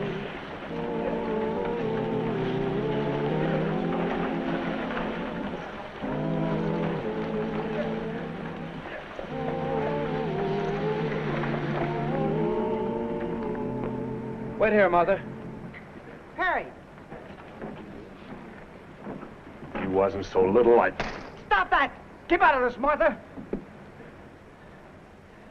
It's only fair to warn you, Ringgold, I've got a gun. Oh, you have? Well, draw it.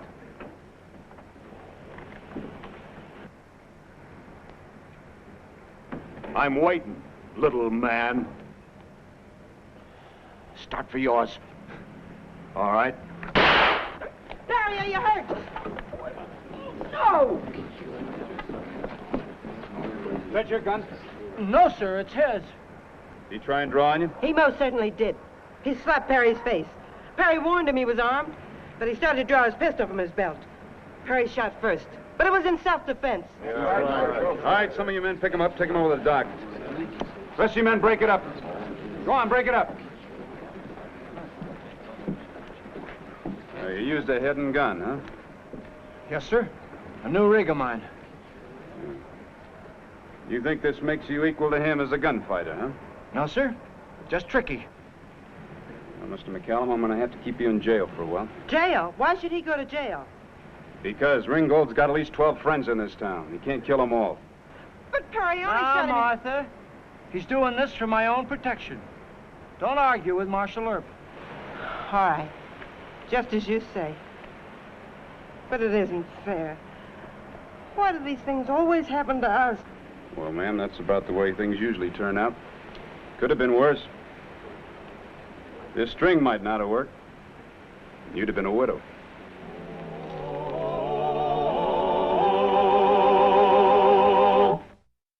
Well, he cleaned up the country, the old Wild West country. He made law and order prevail. And none can deny it, the legend of Wyatt forever will live on the trail. Oh, Wyatt Earp, brave, courageous, and bold. Long live his fame, and long live his glory, and long may his story be told.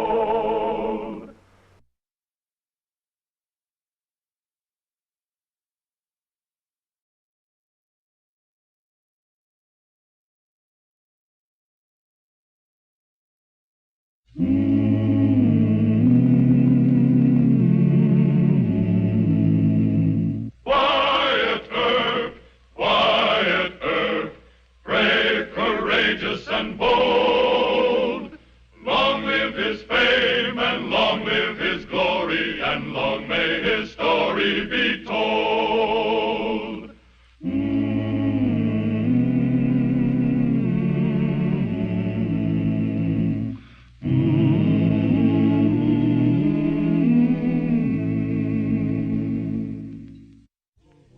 A lot of historical nonsense has been written about the friendship between Wyatt Earp and Dr. John H. Holliday. Doc has been called everything from a horse thief to a bloody-minded killer. Many people criticized Wyatt Earp for associating with Doc Holliday, but none of them knew how this friendship began.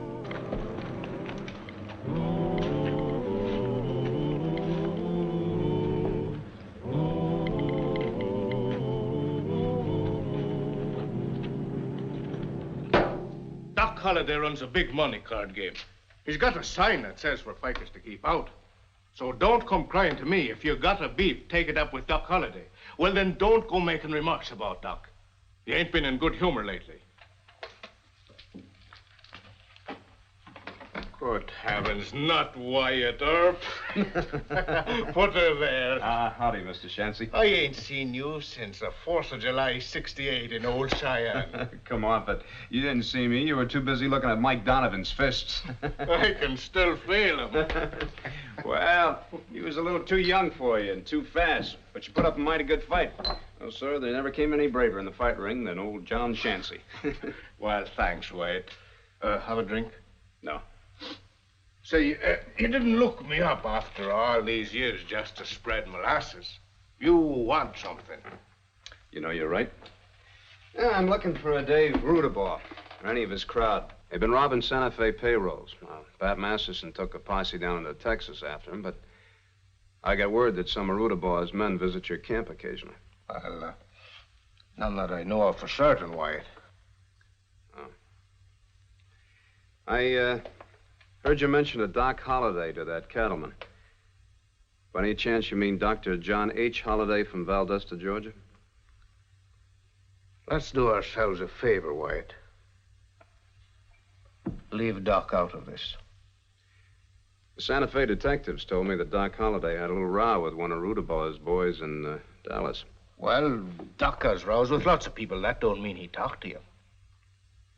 Any harm in asking him? He ain't been feeling well. His touches a rattler with a sore fang. I tell you what. Now, my barkeep over in the tavern knows one of the men you're after, Mike Rourke. Thanks. Mike is a chief gun for Rudabaugh. Now, why don't you pretend to the barkeep that you want to send Mike a friendly tip? Anything to start him talking, understand? What's your barkeep's name? Tim Riley. Tim Riley. Well, I'll tell him that my name is Seamus McErp. Will I be after seeing you, Seamus? That you will.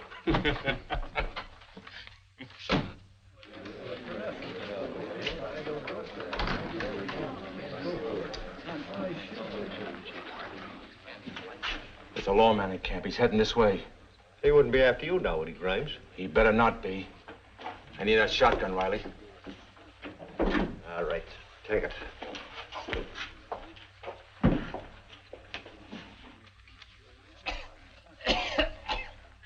Medicine, Riley. Medicine.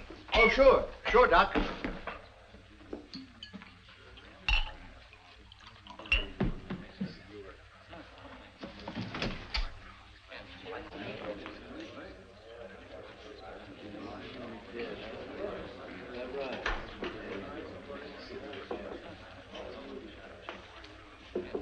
Howdy. You Mr. Tim Riley? I am. Wonder if you could get a message to Mike for me. Mike who? Mike Rourke. He's a friend of mine. He did it. Open him. Quick. Turn around. Get his eyes, Riley. You're no friend of Mike's. You want time to pray, you want it quick. Hey, Skunky. What? You're Skunky Grimes. Oh, yeah. Yeah. You owe me $50. Oh, that's right, Doc. You lost so much weight I didn't... Hey, you! Hit the floor!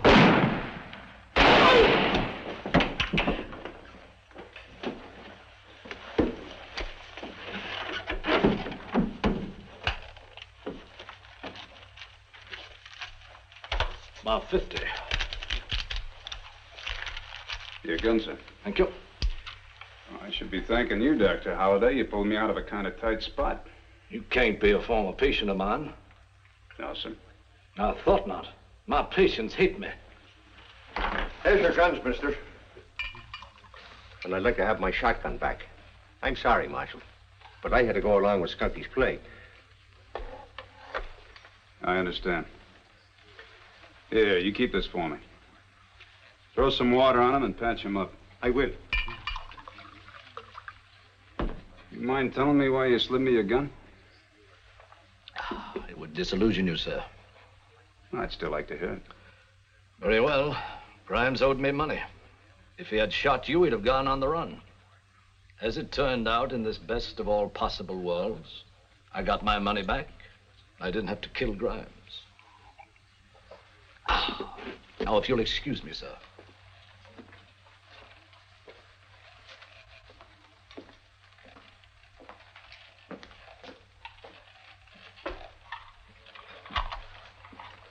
Would you tolerate one more question, Doctor?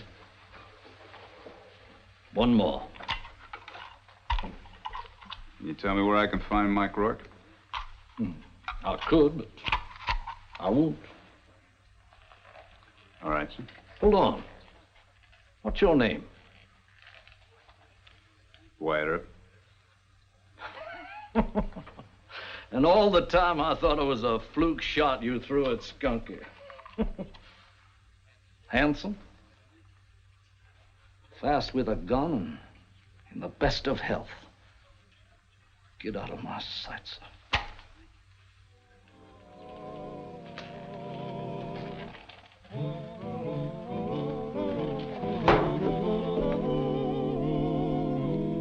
Well, if Doc won't talk about Rourke, that's it.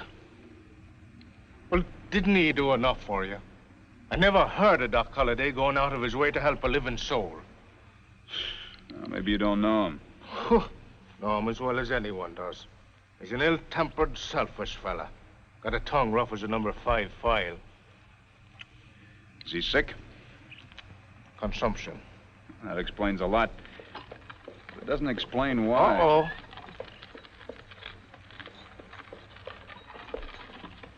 Curse of the Irish. Miss Kate. Plague on her. Who's she? Mrs. Holliday.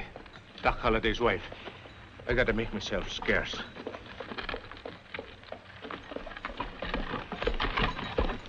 Chappie! No, you don't! Stop right where you are. Is Dr. Holliday here? Yes. Well, thanks for not lying to me. What was the idea of sending back all my letters stamped address unknown? Doc told me to. All right. I need accommodations for myself, my coachman, and my maid. How about it? Now, look, Mrs. Holliday. You and Doc been fighting. Now, don't get me mixed in any family quarrels. That fight's all over with. All right, where do I stay? Well, I'll have to ask Doc first. You big coward. Are you afraid of my husband? No, ma'am. Maybe you're not. Where'd you find him? He's Wyatt Earp, Marshal of Dodge City. Oh. How do you and the doctor get along? Pretty well.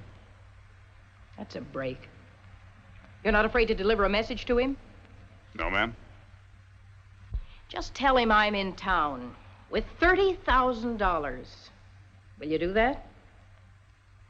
And tell him he'd better act friendly toward me.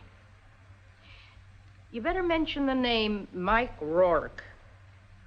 That's a cinch to interest His Highness. Chauncey, why don't you get some manners? All right. Drive on to the tavern. I got a matter to discuss with you. Don't you let him scare you about the doctor. You promised to deliver that message. It'll be delivered, ma'am. Good. Drive on, James. Yes, ma'am. That woman's a hellion. Yeah, she looks like she's a good match for the doctor. Well, I can't let tender passion interfere with official business. You really afraid of her? That's like asking me if I'm scared of the White Witch of Kilkenny. Full speeds. Pay full. 9 of speeds. P9. It's a black knife. East the house. Pay the east. 3 a diamond. Pay the 3. You're on the wrong side of the table, aren't you? I got a message from Mrs. Holliday. She in town? Hank, you take over. Back room. Your wife said to mention Mike Rourke. She seemed to have some information about Rourke. I'm going to give you fair notice, Doctor. If you still refuse to talk, I'm going to try and get the information out of Mrs. Holliday. You have a one-track mind. Well, that's my job, Doctor. I was talking to Bill Tilghman about you a couple of months ago. He called you Deacon Earp. Well, they elected me deacon of the church to keep order. The law seems to be your religion. So? What a man believes is no business of mine. Bill Tilghman says you're an honest man. That's good enough for me, or I wouldn't even bother with you. You want Rourke, so do I. And I got first claim. Why do you want him, Doctor? I'm not in the witness chair. All I ask is first crack at Rourke. You want to kill him? Perhaps, if that's necessary. Well, why don't you just shoot him up a little bit? That would leave me a prisoner to question. Can't promise that. But regarding Mrs. Holliday, you can ask her anything you want.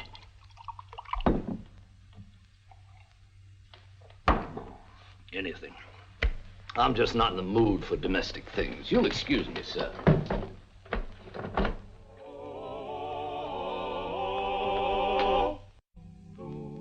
Yes? The door. Yes. Oh, Marshal Earp, come in. Clear out now, both of you.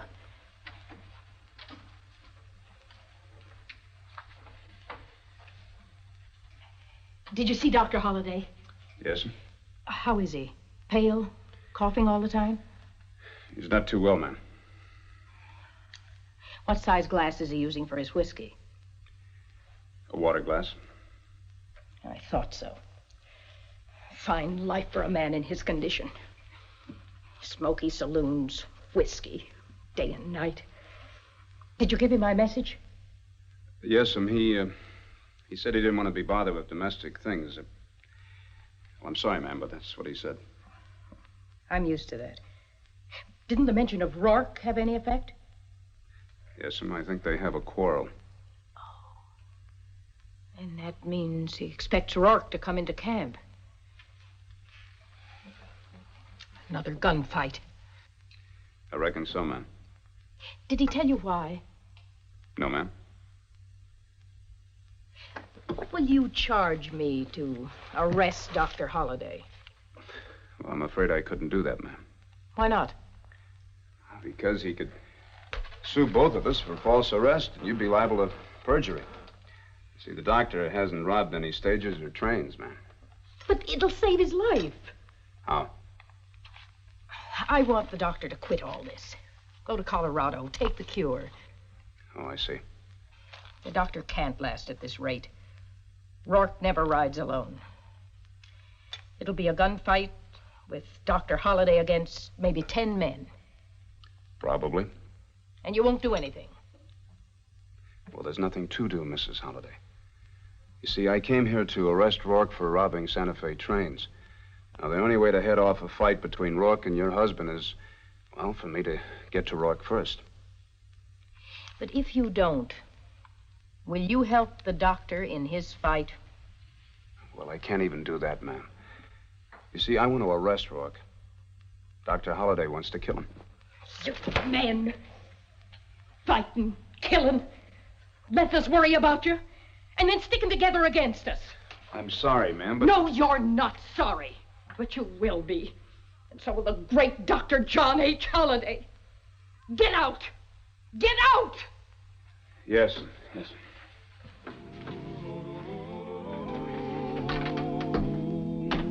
And I don't see why you blame me, Doc. You didn't give me no direct order to keep Mrs. Holliday out of camp. It's not what I'm sore about. And what is it, then? You seeked Wyatt up onto me. I did not. I told him flat not to bother you. I even told him not to take your wife's message. All right, Jack. All right, it's my own cussedness. Earp is a good man, and I hate good men. Oh, now, Doc. Earp has a mission. He's risking his life for $250 a month. He wants Mike Rourke. He may try to interfere when I settle a trivial and human row with Mike. Good men always arouse the worst in me. It's not that I envy him. Earp just doesn't have any logic. And I have great respect for logic.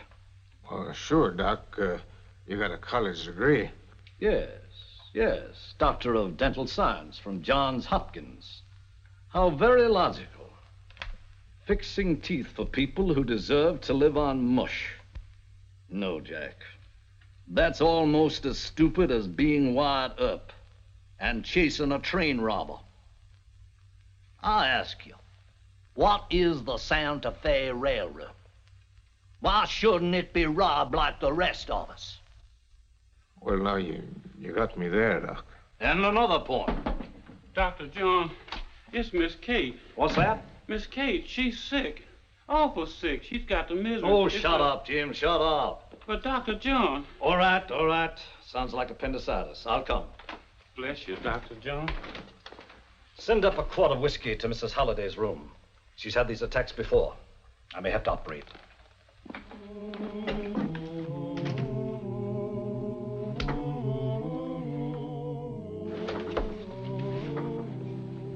Peggy, stop fidgeting. Stop. Now, just one look at your face and he'll know I'm not sick. All right, Miss. And I don't want you to try to argue me out of it. Now, has James got the coach ready at the back door? Yes, ma'am. Now, you know what you're going to do. You're going to help James and me tie up the doctor. Then you... Shh. He's coming.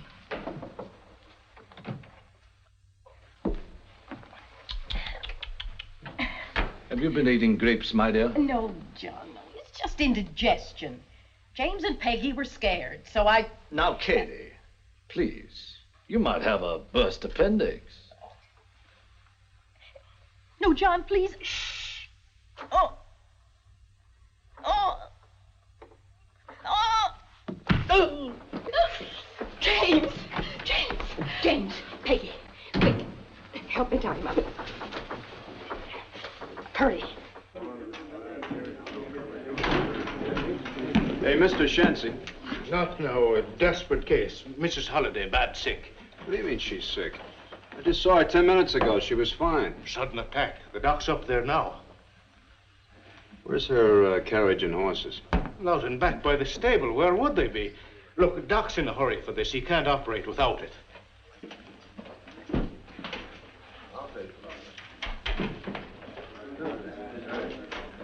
Be careful of him. I'll open the carriage door.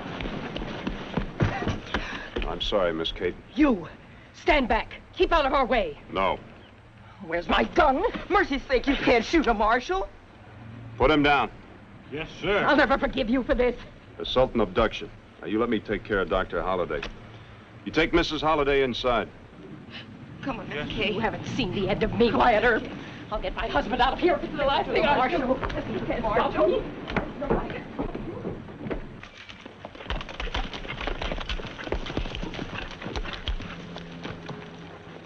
I don't like it. We haven't heard from Grimes. What are you so leery of, Mike? Grimes may not be here. Well, I'm the one Doc Holliday's sore at. 5 against 1? Doc ain't that crazy. Doc may not even be there. Somebody give Mike a handful of sand for his crawl. Well, now, ain't you funny? Well, if I do run into the Doc, let's see how brave the rest of you are. Now, I hope you're not going to hold a grudge against Mrs. Holliday. She thought she was doing what was best for you. I knew you'd say that. Why? You're always trying to do what's best for everybody. Mrs. Holliday wants to shut me up in a hospital. No drinking, no gambling, no women in the way. You'd get well, wouldn't you? No, it'd kill me in a month.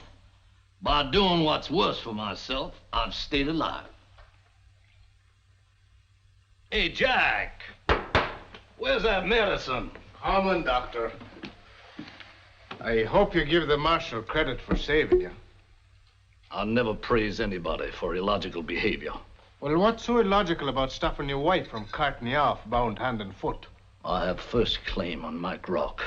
And with me out of the way, the marshal would have no problem. I hope you'll act toward me after this with the worst possible motive, sir.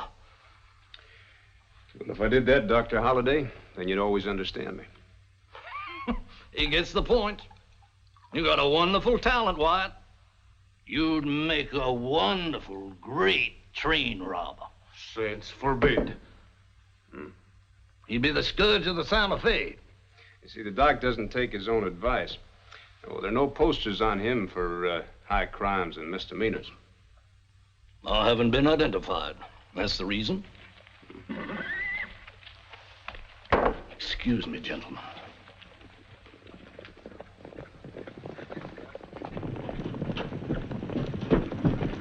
Now, Doctor, you can't go against that many. Hold it, Mike. Get out of our way, Doc.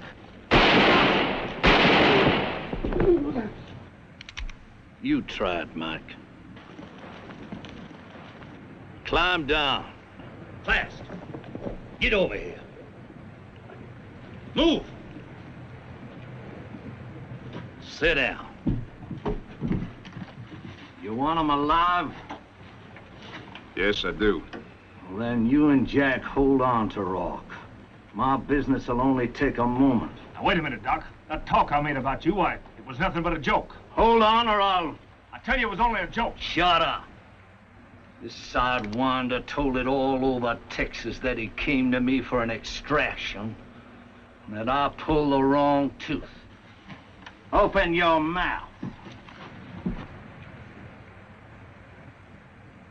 By rights, I ought to take out all your upper teeth.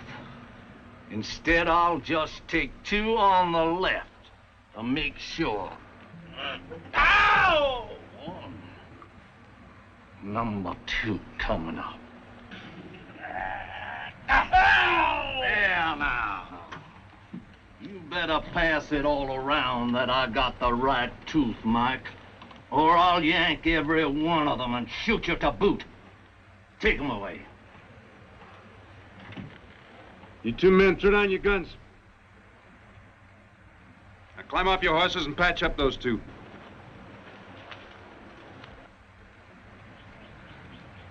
You give Mike some laudanum. We slaughtered him on Rock? That's right. Go get it. Very well, Deacon. I hope the whole Rudabaugh crowd jumps you on the way to Dodge City. You'll need more than laudanum. John! John! Are you all right? Yes, I'm all right. I have to go and get some laudanum. The marshal's orders. What was all this about? Professional pride, ma'am. Mr. Rourke here insulted Dr. Holliday. And for that you let him wound 2 men and torture this one? Well, those 2 fellas drew on the dock first. He got just about what he deserved. That's right, Mrs. Holliday. My husband shouldn't be allowed to take such risks. I'm going to Dodge City, and when I get there, I'm going to file a complaint against you with the town council. Yes, sir. Well, you won't be the first one.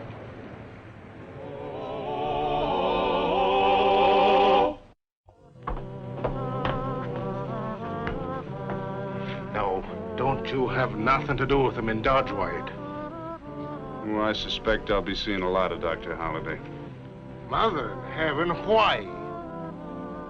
I think we'll be friends.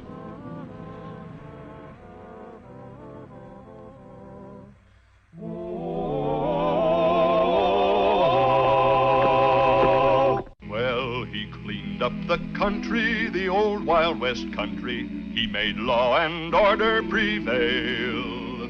And none can deny it, the legend of Wyatt forever will live on the trail. Oh, Wyatt Earp, brave, courageous, and bold. Long live his fame, and long live his glory, and long may his story be told.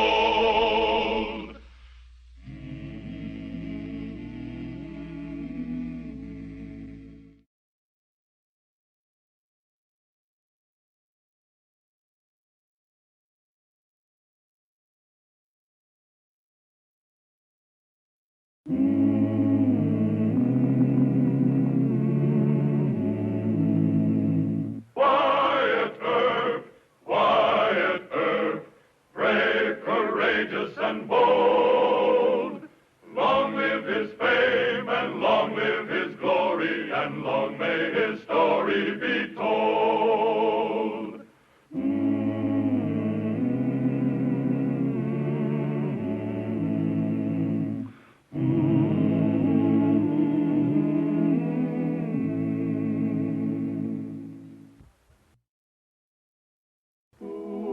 In the peace officer business on the western frontier in 1877, a man made an odd assortment of friends.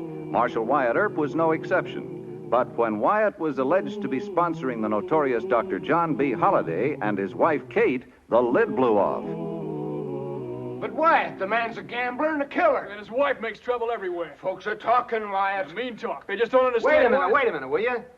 Now, you and our new mayor, Mr. Kelly, haven't given Judge Tobin a chance to say one word. What do you want to do, monopolize the whole Inquisition? Your turn, sir. People like Doc Holliday and his wife are bound to embarrass you, Wyatt. Doc's every bit as bad as Ben Thompson, or worse. Remember all the trouble that Thompson caused you? Yes, sir, but he isn't... It's no use, Judge. He says Doc Holliday saved his life at Chancey's camp. Thompson did you a favor like that once, but you finally had to run him out of town. Holliday took your part in a gunfight? He slid his gun along the bar. Otherwise, I might have been cut in two with buckshot. Makes it kind of tough, Judge. Yes, I can see that. Listen, Wyatt. I owe you for saving my life a couple of times. But you wouldn't expect me to break my oath as sheriff if you turned outlaw? No, I wouldn't. But Dr. Holliday hasn't stepped out of line since he got here, and I just can't run him out of town until he does. Well, that won't be long. You'll crack right down on him then? I give you my word. I just like to be cynical, Wyatt, but men like Holliday sometimes go out of their way to get a peace officer in their debt. Now, this isn't a matter of personalities or favors owed. We're starting what I hope will be a final drive to civilize this town. Doc Holliday doesn't belong here. No, sir, I guess not. Is the meeting over? For the present, at least.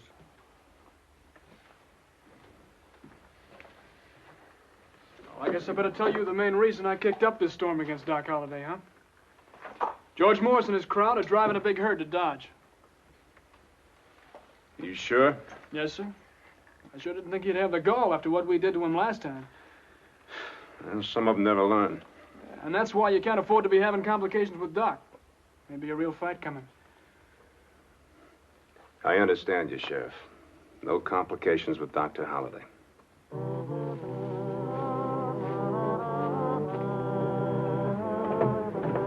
Just a second, Doc.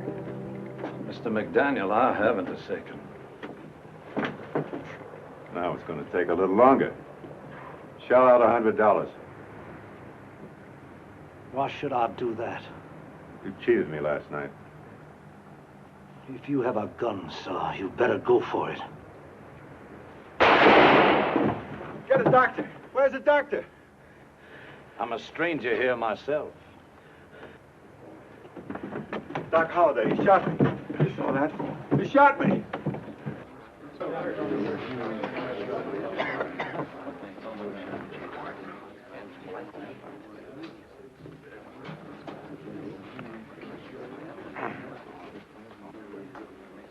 I'm sorry, but I'm going to have to arrest you, Doctor. Oh? Did Aces McDaniel bleed to death? No, but you shot him up pretty bad. He signed a complaint charging you with assault to kill. Did he tell you he started drawing me first? What did the eyewitnesses say? They say McDaniel accused you of cheating at cards and that you drew and fired. Wasn't he carrying a gun? He claims he was unarmed. You believe that? Did he have a gun? Yes. Where is it? You're the marshal. I don't like the way you're handling the case. I said he had a gun. I'm not in the habit of having anybody question my word. Now, look, Doctor. The witnesses didn't see a gun. McDaniel's ready to swear that he wasn't armed. What do you expect me to do? Nothing. Take me to jail. I'm disappointed in you, Wyatt. Do you recall what La Rochefoucauld said? No, sir. He said it is necessary to live as one thinks. And man usually ends by thinking as he has lived. And you think too much like a policeman. Do you mind if I, take my medicine along? No, but put it under your coat. Still hope for you, Wyatt.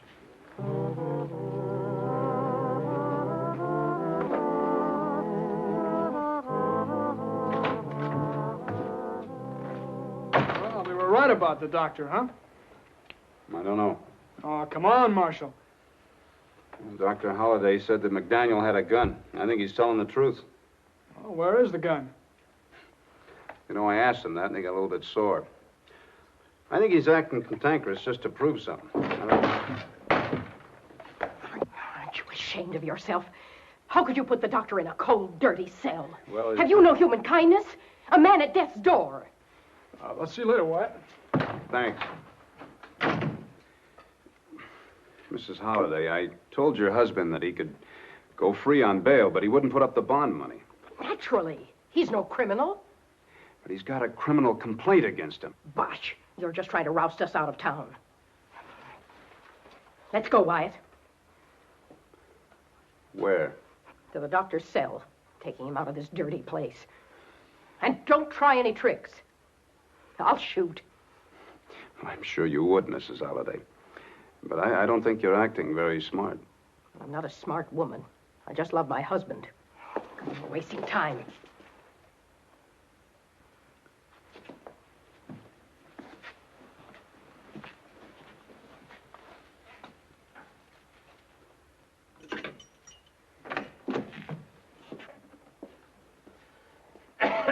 His cough is worse. Open that door.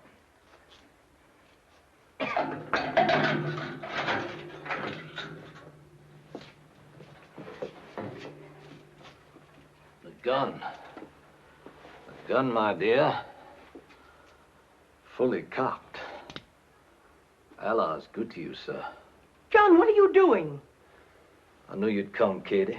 I can always count on you. But I gotta stay in jail this time. Why? Marshal Earp interests me. He's intelligent. I'm bored and I want to study him.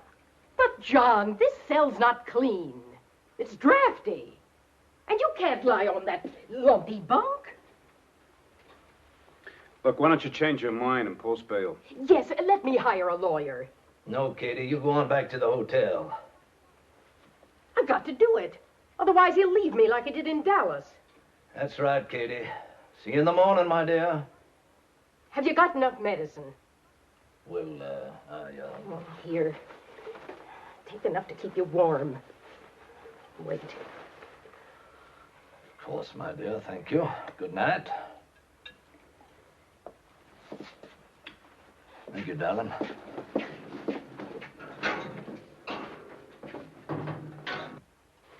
All cell doors must be locked at once. The hard, unthinking fist of Johnny Law. Why didn't you arrest Mrs. Holliday for attempted jailbreak?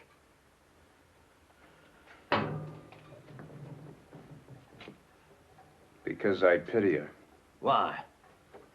She's married to you. So do I. But I didn't think of pity as one of your emotions. Well, there's a lot you don't know about my emotions, Doctor. Why don't you tell me about McDaniel's gun? Why should I? You wouldn't take my word. Look, you're coming up against Judge Tobin. He'll keep you in jail a long time. You trying to commit suicide? I've searched McDaniel's room and every bar for that gun. You didn't search me? No, I didn't. Turn around.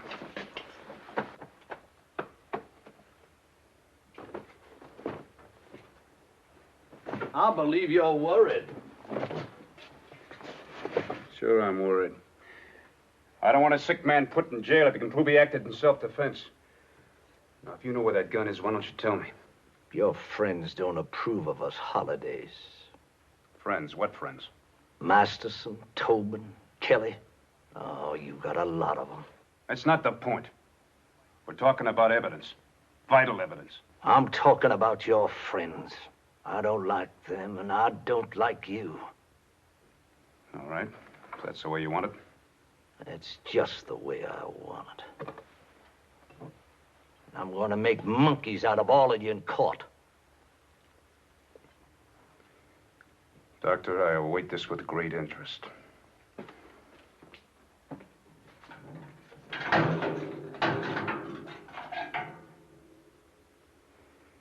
You know, the reason you hate everybody is that you hate yourself. You enjoy making enemies. Well, the worst enemy you ever made is yourself. I'll send you some more blankets.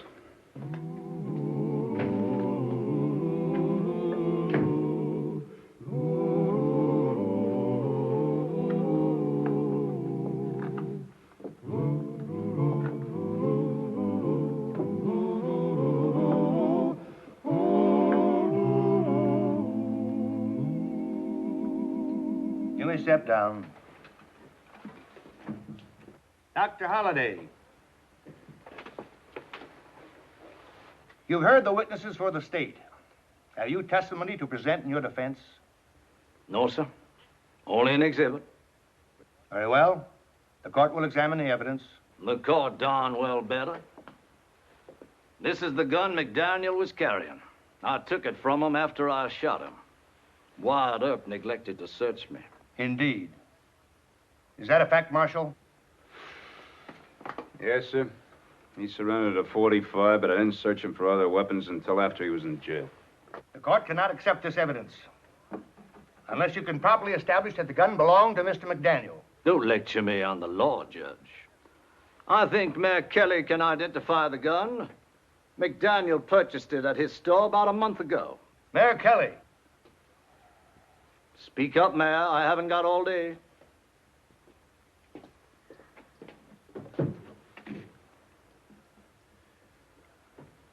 It's the gun I sold McDaniel. Wyatt Earp seems to have honest friends. That will do. The court rules. If the court please. Well? I wish to state that I hold hard feelings against all of you for this stupid blundering. I don't like Dodge City or anyone in it. But Mrs. Holliday and I are leaving this town at our own convenience, not yours. Now the court may rule, sir. Thank you. You're welcome. The court must accept Dr. Holliday's explanation of this affair. Case dismissed.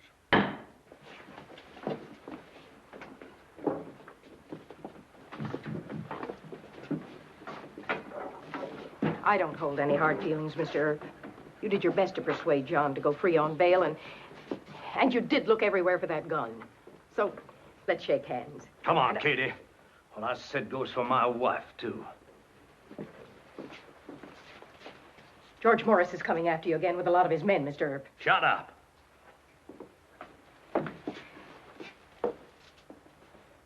Goodbye, Mr. Earp. Goodbye, Miss Kate.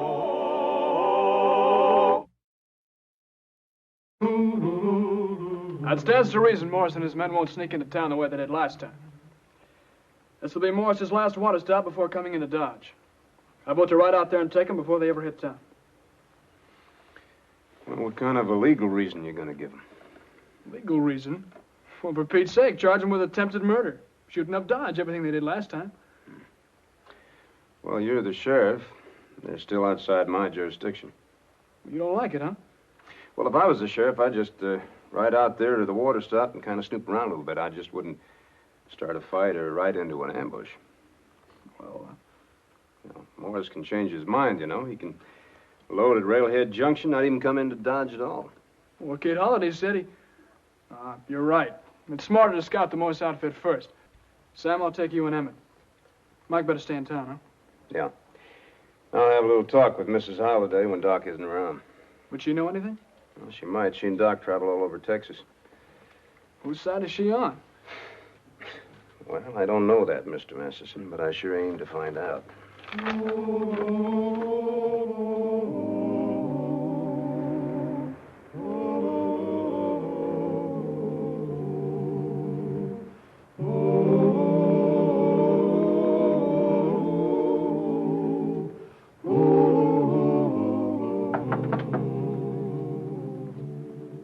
It's Mr. Earp.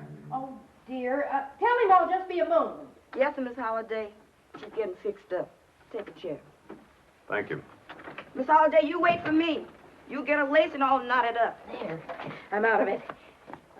Peggy, you take a walk.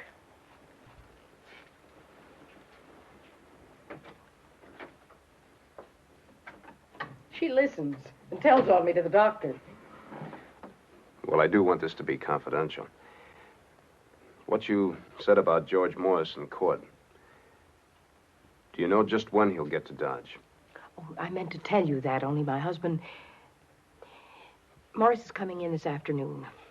They loaded at Railhead. A couple of cattle buyers were talking drunk at the Long Branch. This afternoon? Yes, that's what they said. The doctor didn't want me to mention it. Yes, I know that. I do want to thank you. Doesn't give me much time to get ready. Wait. tell you something else. Dr. Holliday's trying to hate you. I don't think he'd help Morris, but he might. Does he know Morris? Oh, sure. The doctor could have hired on with Morris at $1,000 a month. Well, that's pretty good pay for a dentist. Well, Morris didn't want him for that. He admires the doctor's gunfighting ability. Yeah. Well, I want to thank you again, Miss Kate. Don't mention it. I certainly hope my husband stays out of this fight. So do I. Goodbye.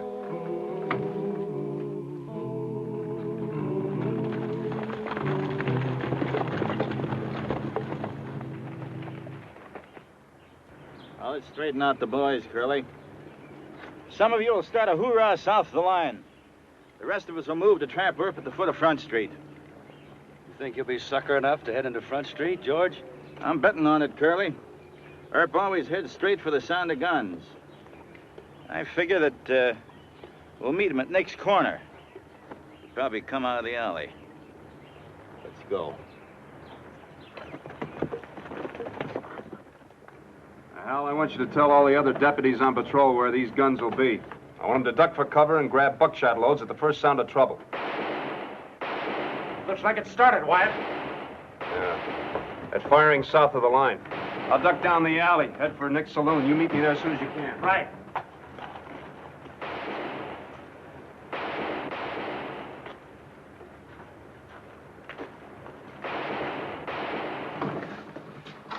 It's George Morris and Curly Bill. They're coming down Front Street. Not so loud. Loud? Guns are going off, mister. Shut up. I like to hear guns. Continue.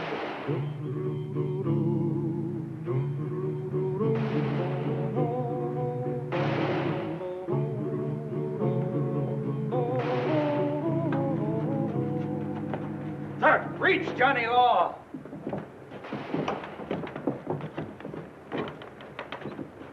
You see I'm limping, Earp. That's what you and Masterson done. You had it coming.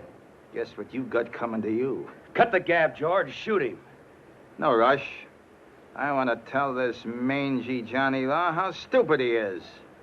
Where do you want the first one? Start shooting or I will. No, he's mine. I'm going to cut the legs from under him the way he done to me.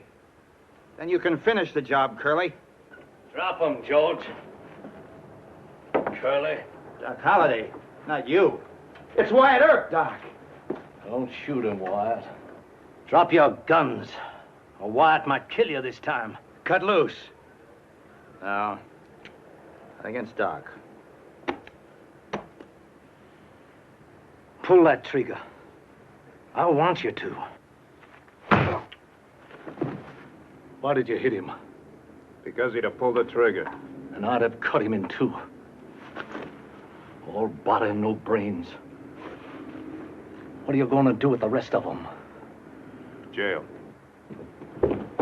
Al, Bill, don't worry about their guns. I'll get Nick's porter to put them in the gunny sack. I'm thirsty. Go on, cart him off.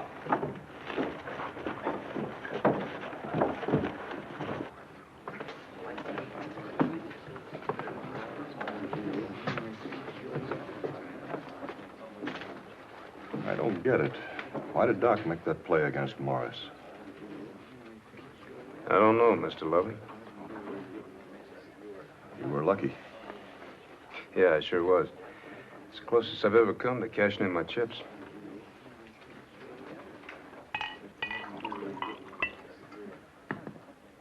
You should have let me empty both barrels at Curly. He isn't bad enough to be interested nor good enough to rise above mere thuggery.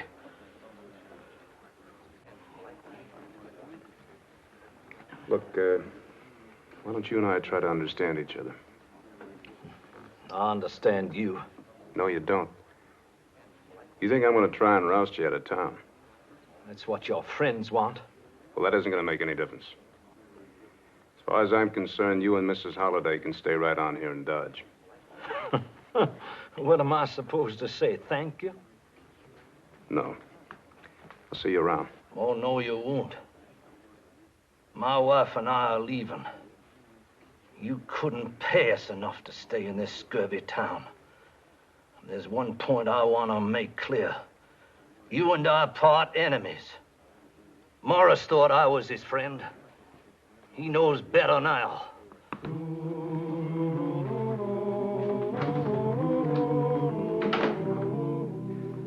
And I think I know what's wrong with the doctor. His whole life, he's never had an even break. The war ruined his parents. Bad health ruined his career. And he was just plain ornery to start with. Yeah, I guess so. But look, do me this one favor, will you? No, sir. I don't beg Doc Holliday to stay in Dodge. I'm not asking you to beg him. You're the sheriff. All you got to do is say that as long as he behaves himself, that Wyatt, he can... will you wait a Look, minute? Just say that you won't make things any tougher on him. Wyatt, there's a devil in Doc Holliday, and he's got you in his debt again.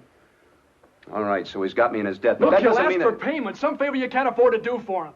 You believe in gratitude, and Doc knows that. Look, will you take my advice this one time? Let Doc leave town and forget him. Oh, Wyatt, Mrs. Holliday wants to see you at the hotel right away. She says Doc's having a bad time. He's awful sick. She sent for Doc McCarty? He was there when I talked to her.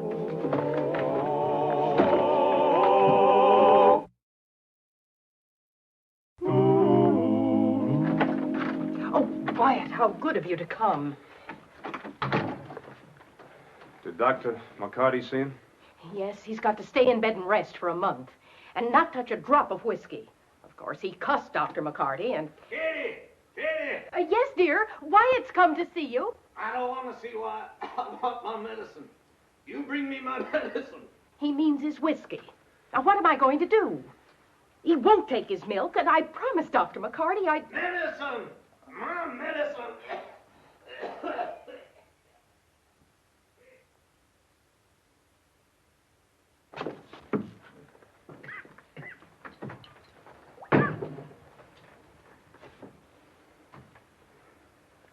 Old town's betting you drink whiskey and die.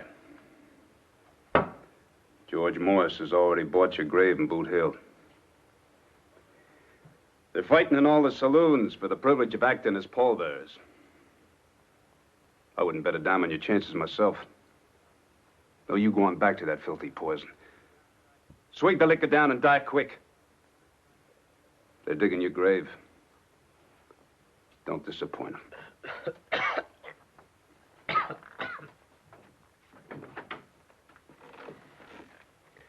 I'll see you about the funeral arrangements in the morning, Miss Kate. Wyatt, will it be that soon? The whole town's betting on it. Good night.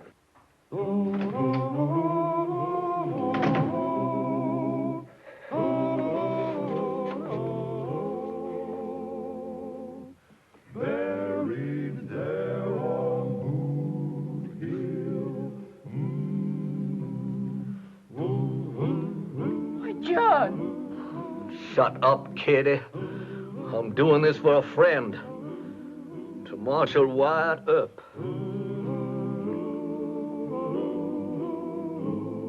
Oh. Put me in Boot Hill, will they?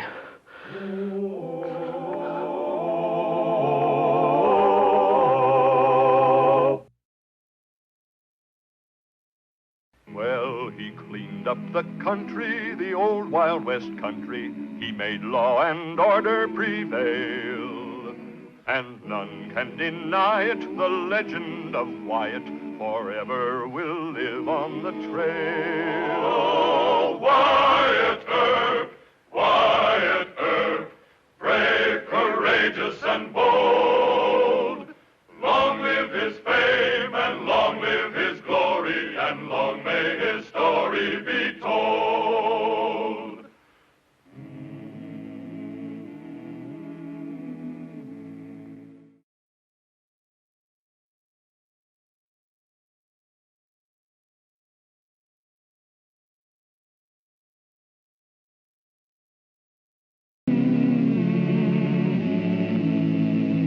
Wyatt Earp, Wyatt Earp, brave, courageous, and bold.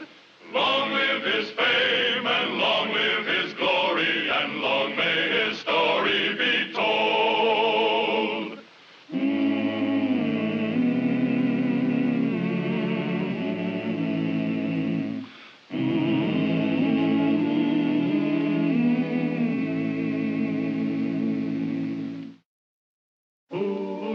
Historians have told as many lies about the American Indian as about any minority group in the United States.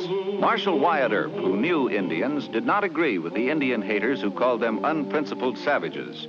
To Marshal Earp, the Indians were people, some good, some bad, and their leaders were sometimes wrong and sometimes right.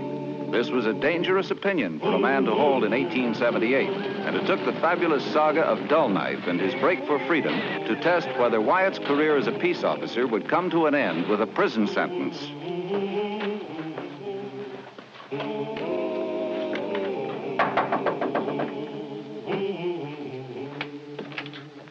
Please excuse us, Mr. Masterson. Mr. Earp, we're afraid. What about? Chief Dull Knife and his people have left Oklahoma. Soldiers after them. Is Dull Knife on the warpath? No. Cheyenne do not like Indian territory in Oklahoma. They want to go back home, back to their own country. Montana, Wyoming. Well, how far does Dull Knife think he can get? Dull Knife kinasta, wasema leponi. Chief Dull Knife has many warriors. We count maybe 200 women and children. Well, is Little Wolf in on this? He's next to Dull Knife in command. It's foolishness, Mr. Cousin. There are too many miles, too many soldiers. You tell your people to turn back. We're not important enough, Mr. Earp. Dull Knife, okosti sorono. Mr. Brother says maybe Dull Knife listen to you. Oh, that's bad medicine, Wyatt.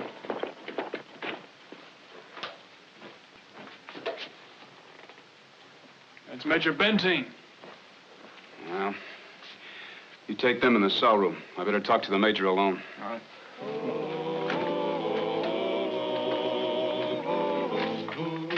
And they crossed the Cimarron here, and then they raided Meade City here. And they burnt the Chapman and Tuttle Ranch on the Mulberry. Our people are dead. Houses burned. So a posse from Dodge could be useful, Wyatt. Well, sir, in addition to being town marshal of Dodge, I'm also United States Marshal. If you ask me to help, well, that's what I'll do. How soon can you start? Half hour. Good. There's a big gap in our line, the bushwhacker country. I'm counting on you to plug it. Yes, sir. Then I'll see you tomorrow at the Lost River Triangle. So long, Wyatt. Good luck. I'll be seeing you, sir.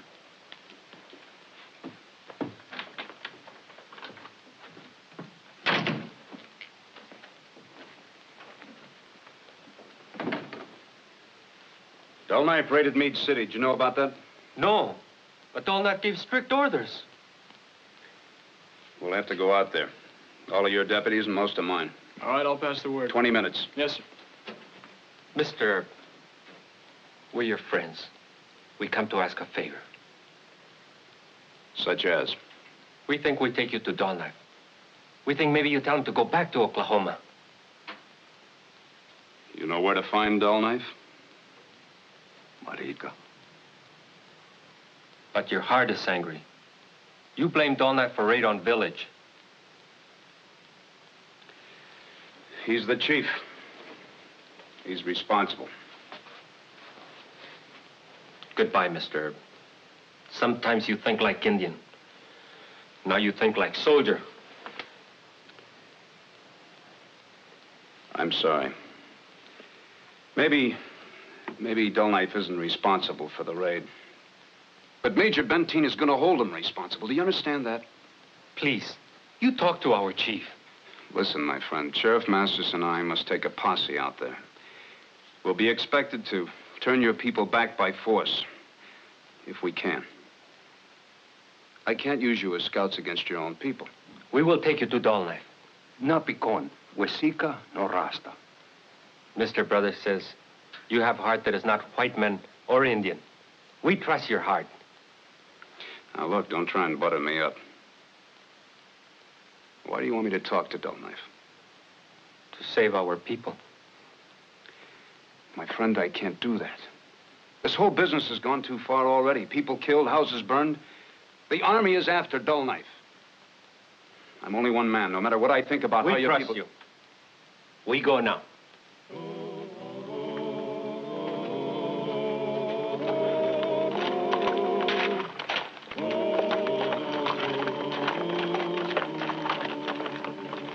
Please. They They wait here now. You come with us, Mr. Earp. All right. Hey, hold it, Wyatt. This is Lost River, and it's the worst of the bushwhacker country. So? Well, if Dull Knife is holed up there, he'd have to come out along this riverbed. And we can hold him up long enough for the soldiers to come. That's right, Sheriff. But not if you go in there and get yourself captured as a hostage.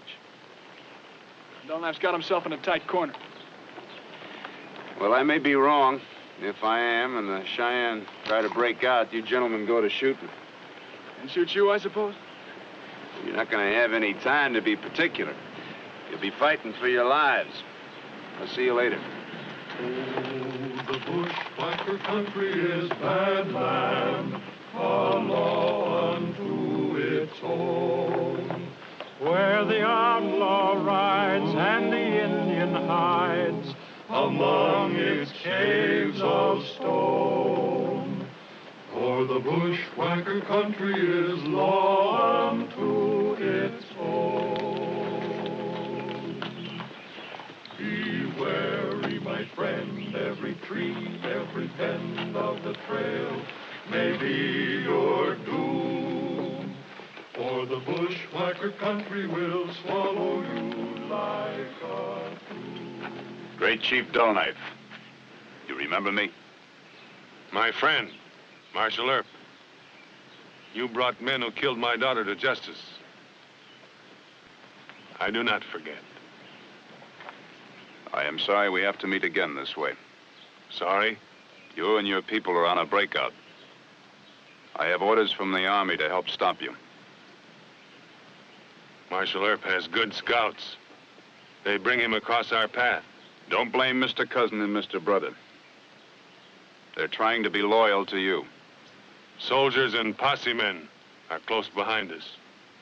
You and your men guard Lost River. Let us not speak lies. All right. Then who raided Meade City? Not Dull Knife. People were killed by Indians. Ah! Abiajo. Little Wolf, go.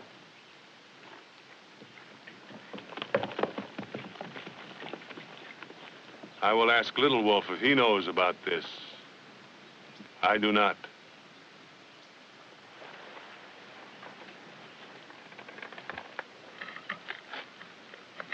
My friend, you're in trouble. How can a sensible man and a great chief hope to make it all the way to Montana? We have come this far. I can't understand why you broke out. You can understand freedom. Well, if you had a fair chance. White men always give us fair chance. After a fight at Washita, the soldiers say, make peace and go home. Then politicians in Washington say, what is home to a Cheyenne? Send them to Oklahoma. They promised you that you could go back to the mountains? Yes. In writing. Well, then they lied to you. But a breakout only makes things worse. You become killers, outlaws. Who can control young men? If Cheyenne did this thing at Meade City, it was against my orders. I believe you. But it wasn't common sense to expect that you could travel 1,000 miles through a white man's country. What is common sense? Surrender. Go back to Oklahoma Territory. No.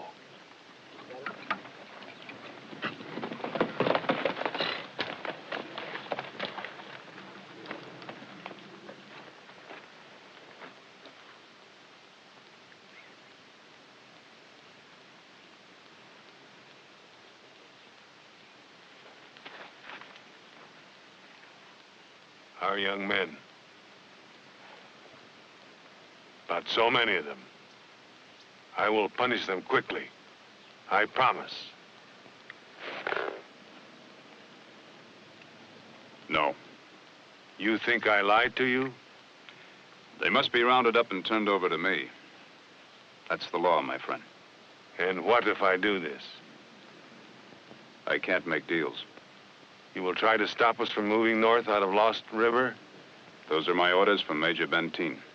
Ah! Nahalina, Yaho.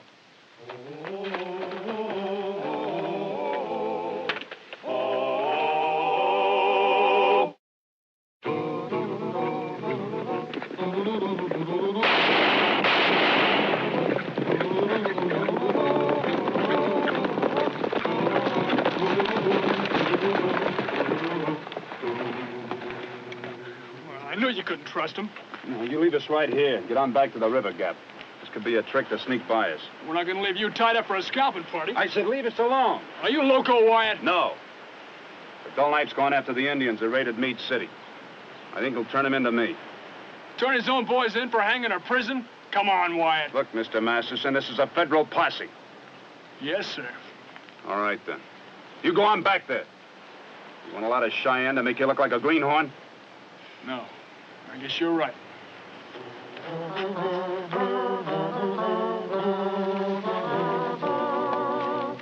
No sign of Indians anywhere, sir. Very well. Ride back to Captain Halleck and tell him to assemble all the patrols. We'll move on toward Lost River. Yes, sir.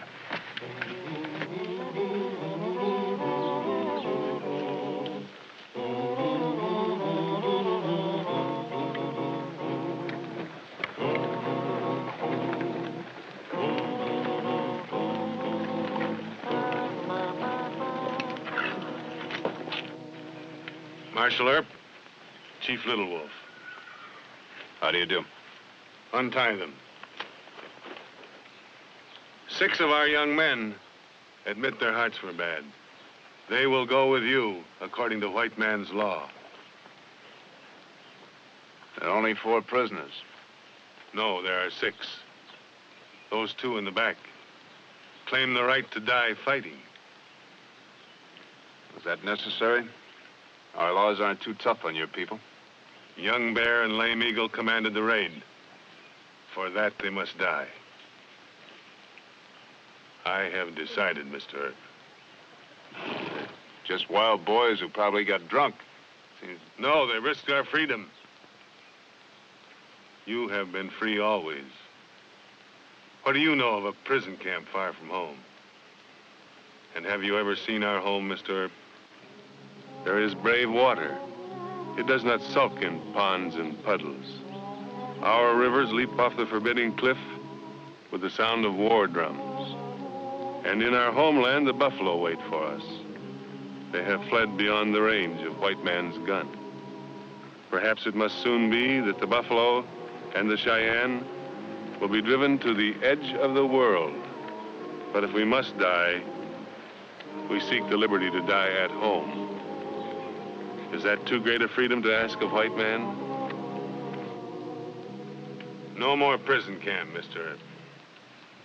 If those 2 had obeyed orders, we might have reached our home in peace.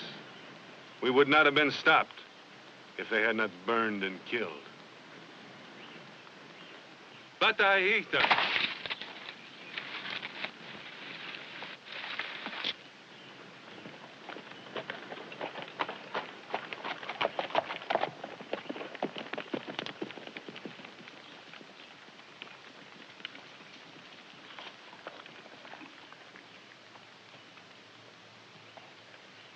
Hijo, yeah.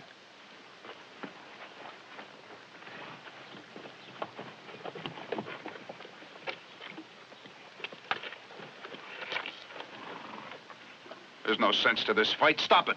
You are still my prisoner. Please, Mr. Earp, it is our law.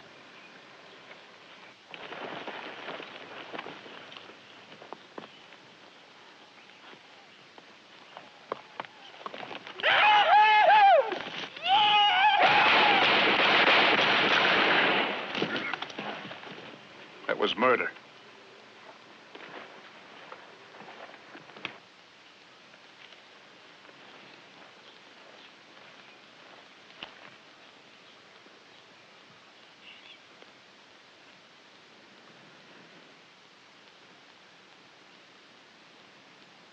Lame Eagle was his only son, Marshal Earp.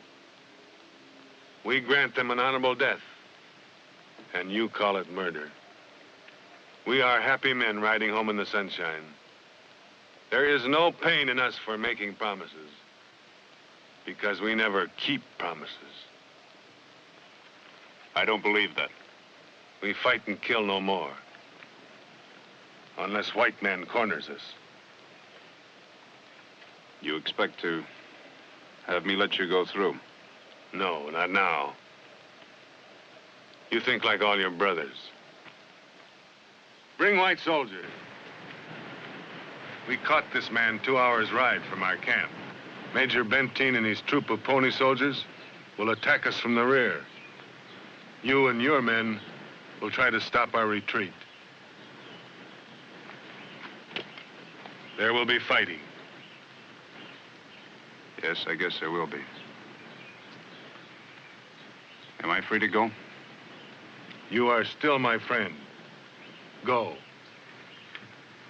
Thank you. What about Mr. Brother and Mr. Cousin? They go with you. Marcy Kaupi. At we, it's gone. This time we fight with our people. I can't let you go through the gap. You know that. I've got orders from the Army. We know. Goodbye, Mr. Tehome. Tehome. Batista. Take white soldier, my friend. You will need him. Also the prisoners.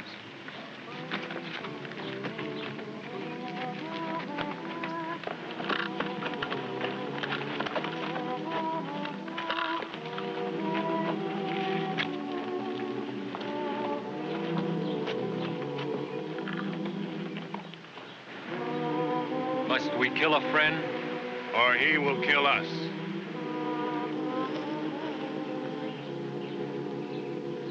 Mr. Earp, I saw their camp. They have at least 100 braves, all armed. Well, Major Benteen isn't going to be riding out here with just one troop. Yes, sir, he is. If it was me, I'd let Dull Knife go through. Well, Major Benteen will expect us to fight. Benteen and Custer and the others expected us to fight at the Little Bighorn, too. It'll be another Custer's massacre. Well, let's head for the gap.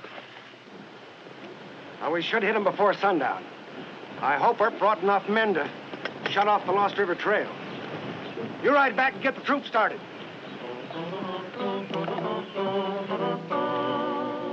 for God's sakes, Wyatt. Figured you'd been burning the stake by now.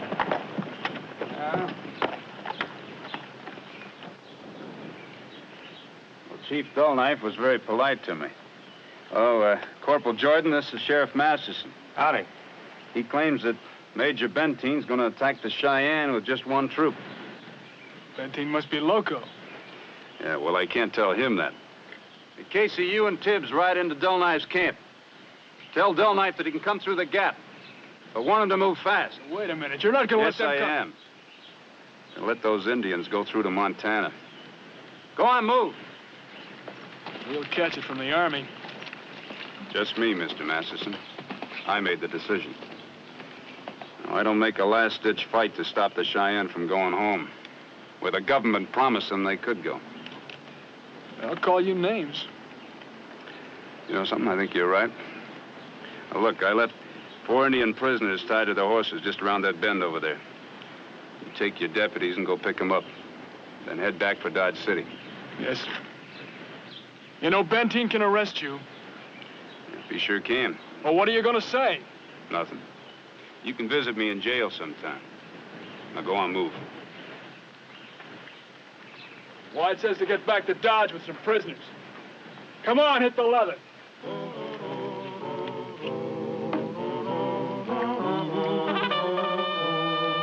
Yeah, that'll be the Major. Yeah. He'll be snorting fire. Well, I hope he wastes a lot of time chawing my hide. Dullknife needs all the head start he can get. You explain it to the Major, Mr. Earp. He'll cool off and realize you've done the right thing. I wonder if he will.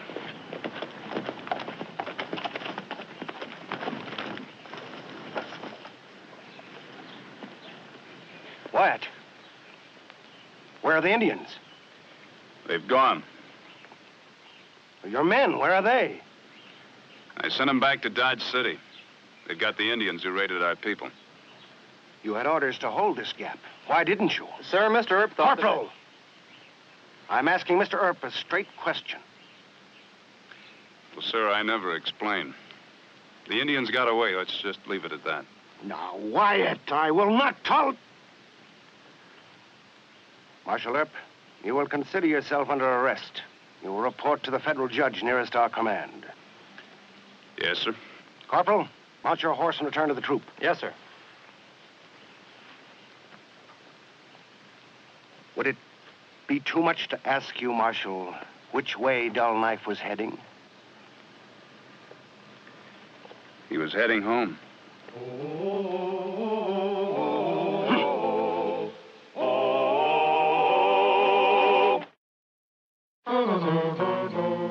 Captain? Yes, sir? Major Benteen filed these charges against Marshal Earp. Where is he? He'll do it any moment, Your Honor. He's been on campaign against Dull Knife. Yes, I know. Marshal Earp, you refuse to plead either guilty or not guilty. These are very serious charges.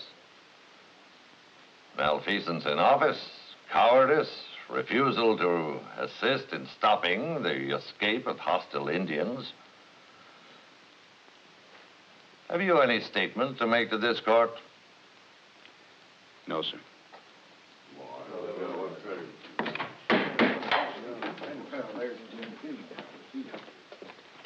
Major Benteen, sir. This is Corporal Jordan. Very well.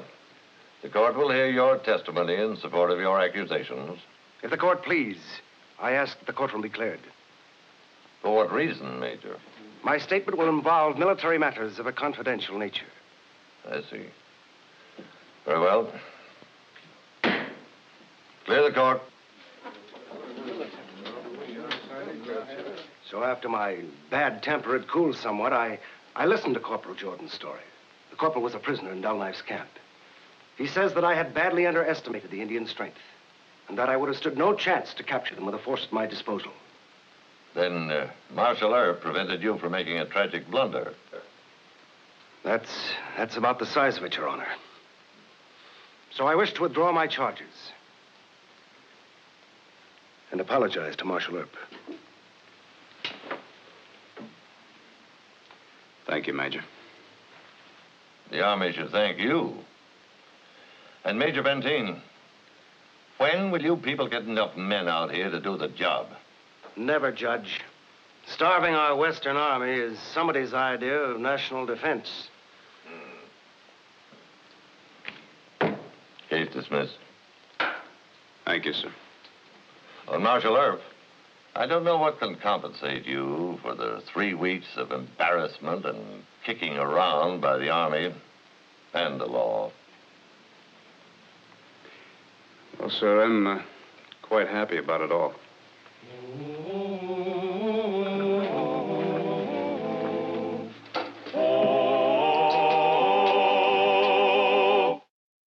Well, he cleaned up the country, the old Wild West country. He made law and order prevail.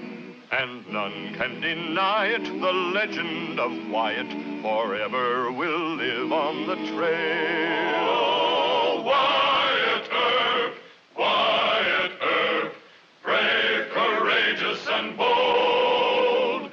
Long live his fame, and long live his glory, and long may his story be told.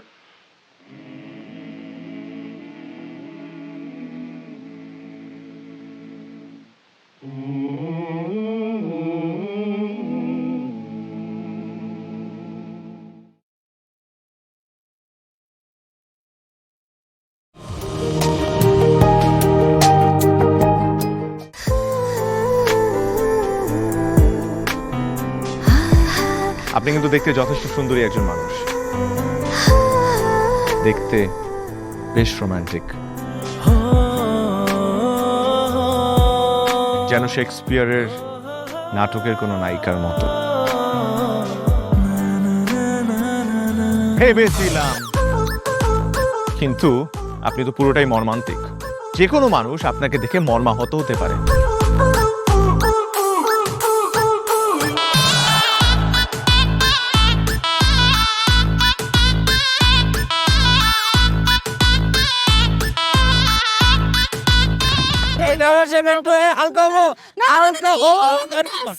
এইখানে গাড়ি থামা। আমার হালকা হতে 1 মাস সময় লেগেছে। আপনার 1 মাস সময় লাগে? আমার হালকা হতে তো 1 মিনিট লাগে।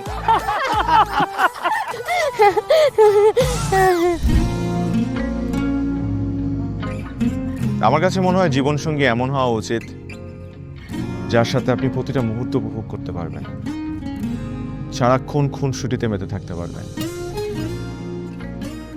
এবং তার মনে এমনভাবে বসবাস করবেন যে আপনার দিকে সে একটাবার তাকালেই বলে দিতে পারবে যে তার বেঁচে থাকার কারণই আপনি। পথে চলতে চলতে কথা বলতে বলতে কখন যেন হলে আমার জানি গল্পে গল্পে মিশে অল্পে অল্পে আমিও হয়ে গেছি তোমার। ছোট ছোট ভুল ফুটে হলো ফুল যে তোমাকে পেলাম, গুটি গুটি পায়ে স্বপ্নের নাই আমি ভেসে গেলাম। আপনি কি মনে করেছেন একজন মানুষ আমার জীবন থেকে চলে গিয়েছে এবং আপনি সেই সুযোগটা কাজে লাগিয়ে আপনার ফিলিংসগুলো আমার কাছে এক্সপ্রেস করবেন আর আমি সেটা হ্যাপিলি অ্যাকসেপ্ট করে নিব? এই হচ্ছে আপনার বন্ধুত্বের নমুনা? রোদের পাখি তোর শহরে আমার মনের স্বপ্ন ঘিরে, ওরে পাখি ওরে সারাক্ষণ তোর শহরে বৃষ্টি হলে ভিজে আমার মন।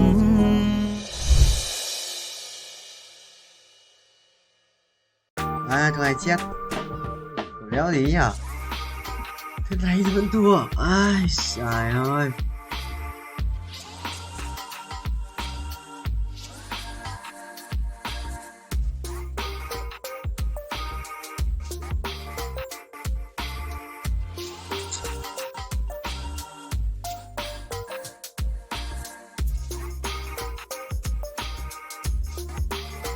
À đây.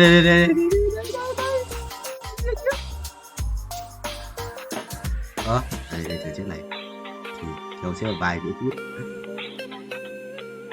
sẽ là vài cái cút.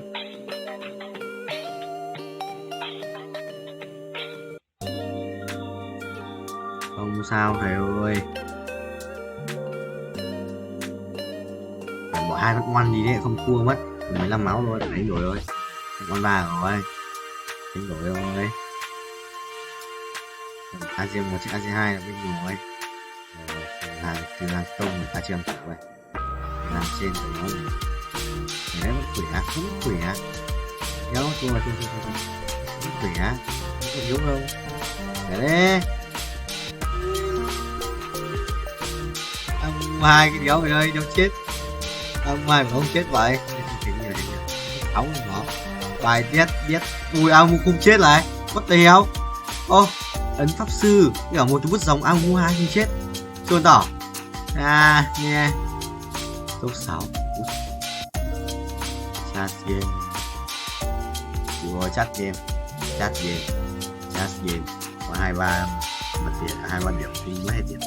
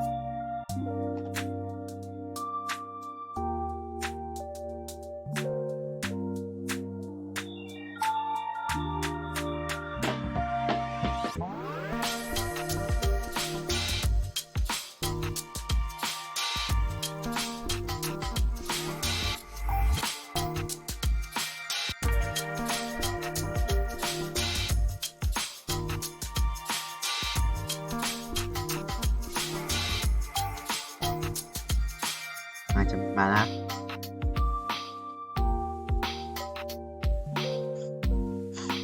gia đình nên tụi tiền nên ăn sơn nhỉ.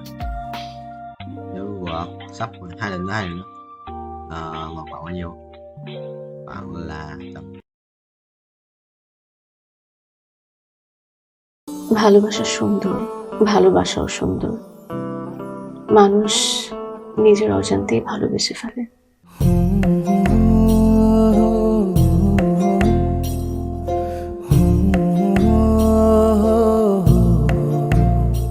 আমারও মনে হয় কি জানেন, আপনার মতো জানাশোনা কাউকে না আমার বিয়ে করা উচিত। এটা কি উপলক্ষে? ম্যাডাম ফুলটা গ্রহণ করুন, তারপরে বলতেছি। ভোটার আইডি কার্ডে যার স্বাক্ষরের জায়গায় টিপসই দেয় এখানে কেউ ডাক্তার। এই দুইজনের মধ্যে যে আগে ম্যাডামের মন জয় করতে পারবে ম্যাডাম তার। একদিন না দেখলে তোমায় বন্ধু আন্ধার লাগে সব, তোমার এই প্রেমে এমনই টান। রোগীদের তো ডক্টরের কাছে আসলে ব্যথা কমে যায়, আপনি তো উল্টো হলো কেন? আপনি কি একটু উল্টা? তোমায় ছাড়িয়া যাব মরিয়া, তোমায় ছাড়িয়া যাব মরিয়া, যেও না বন্ধু আমার ভুলিয়া ভুলিয়া। আমার মনে হয় আমার সমস্যা কপালে, ম্যাডাম আমার কপালে নেই, আমার কপালে আছে দাগ।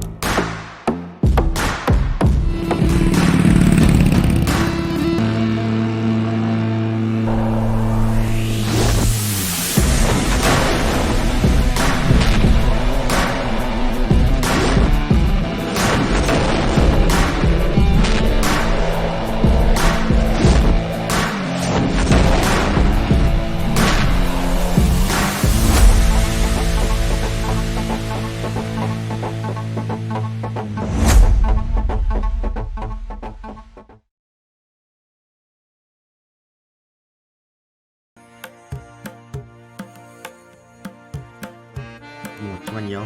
160 chứ được phải làm một lần nữa, một hoặc 2 lần nữa. Rồi kỹ năng nữa bay cho bay xe này,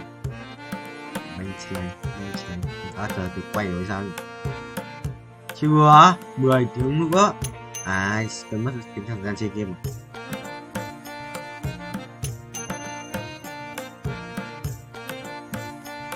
Trốn. Good. Not.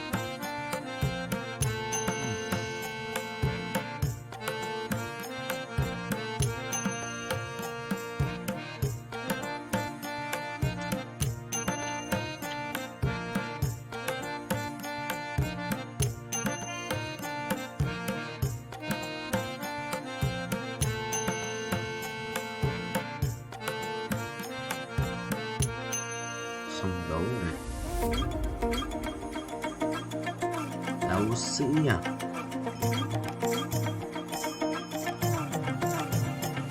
quyền năng viết tiếng này, cái đồ hộ bố gái bao nhiêu 26 tỷ à.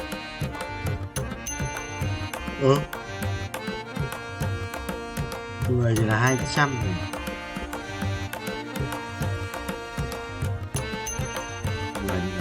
Năm 2 là 1 tỷ, 10 là 5, 10 là 5 nát, 10 nát.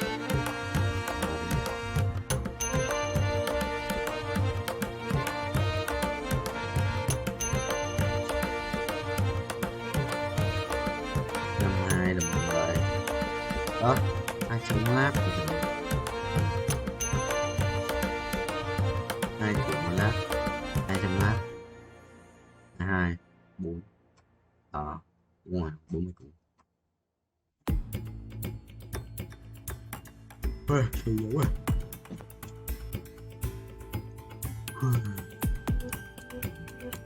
210 lần nữa đấy. 160 à? Đúng 2 bay 2 nữa là lên 5 tỷ. Bay cũng như là xong. Bình chi lên. Bình nhé. Đúng nào?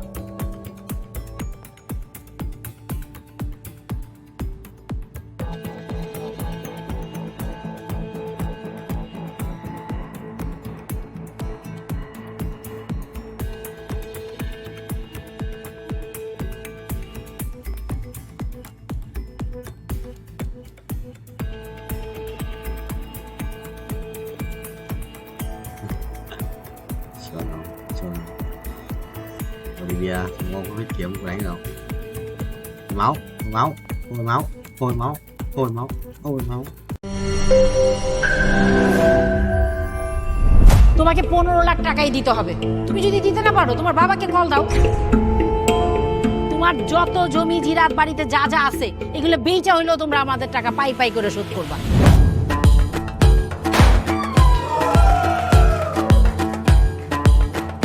একটা ব্যাপার কি খেয়াল করছো?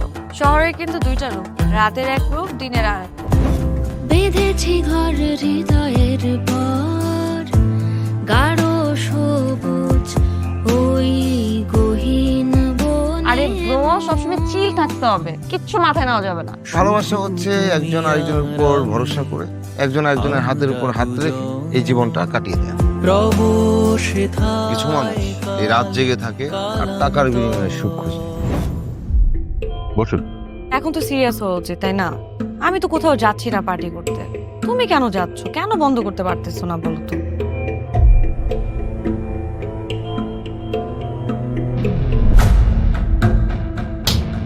কার যে কোথায় সুখ সেটা তার প্রিয় মানুষটাও কখনো জানতে পারে না। পাশাপাশি তবু যাচ্ছি বিপরীতে, কাছাকাছি তবু যাচ্ছি বহু দূরে। Hi, you look good. Thank you.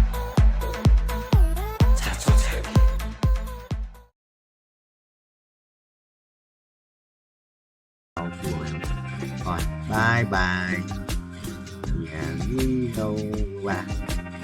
Rồi, phải đủ có bài kiếm tiền 36 phải đến 80 triệu. Tăng 8 80 để quay 10 lần của chiến sĩ sinh hoạt kia.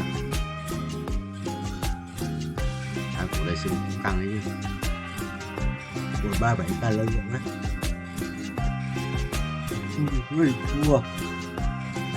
Tận đại.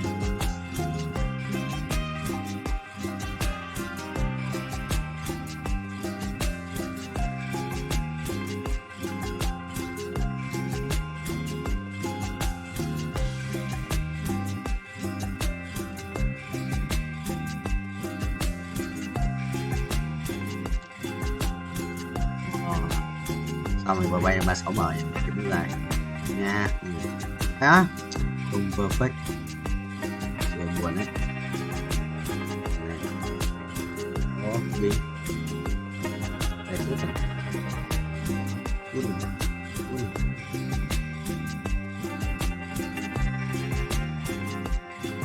Chết rồi. Ui, trong đấu à?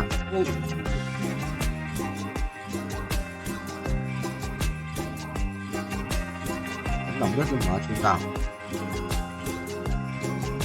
Rồi 2 lần có tới gia đình, 3 lần có tới gia đình,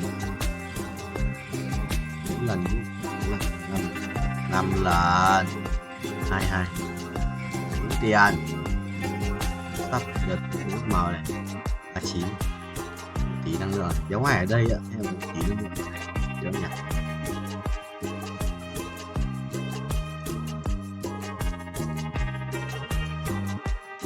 Có cái gì chỉ dẫn nói nha. Tỷ năng lượng mà nó nên nhớ lượng vãi. Cái kiếm uy lực.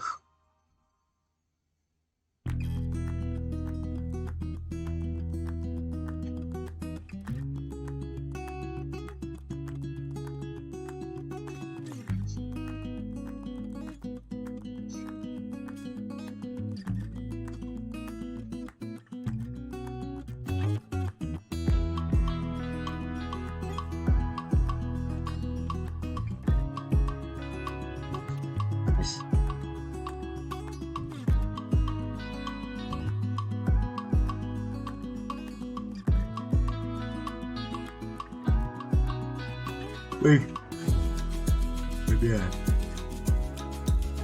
hút. Hút. Rồi. Tí.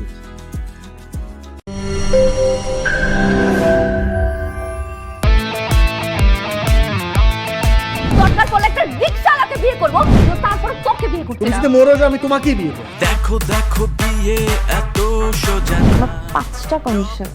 কয়টা? 5টা। আমি JD Safayet রমরাজন। Sir এটা তো voter ID card sir. বাড়িতেই করবেন নাকি হোটেলে? না না, আপনি যেমনটা ভাবছেন বিষয়টা তা না। হ্যাঁ আপনি তো করবেন। তোমাকে দিয়ে হবে না, আমি জানতাম। শুধু শুধু সময় নষ্ট করো না। ভাই আপনি তো অনন্ত দলিল না যে অসম্ভবকে সম্ভব করে আপনার কাজ। জিমি জিমি জিমি কি হচ্ছে? আচ্ছা আচ্ছা আচ্ছা আঙ্গের একদম বইরা দিমু যাচ্ছে সব বাইট কর। শর্ত দিয়ে বিয়ে, শর্ত দিয়ে বিয়ে। ভাই যে বয়সে মানুষ গার্লফ্রেন্ডের কামড় খায়, সে বয়সে আপনি কুত্তার কামড় খেয়ে হাসপাতালে ভর্তি হয়েছেন।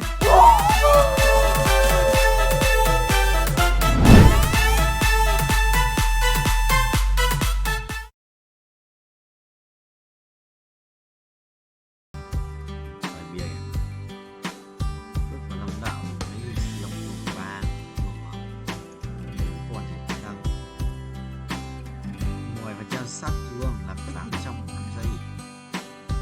Tiếp tục đánh ạ. Rồi. Nào, yes. Được, và cái chai đổ lên.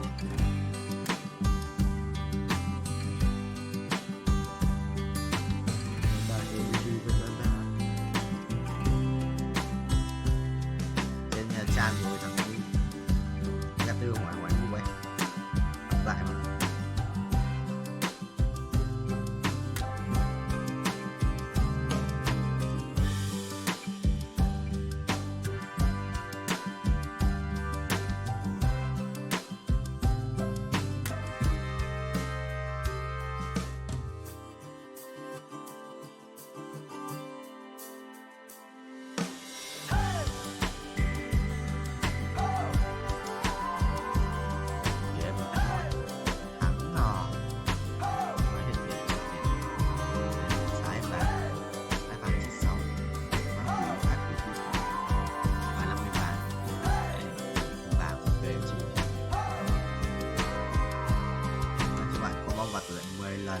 Tôi đi xin xong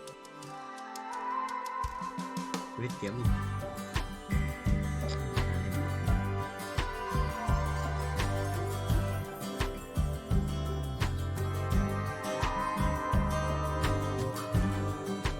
Hỏi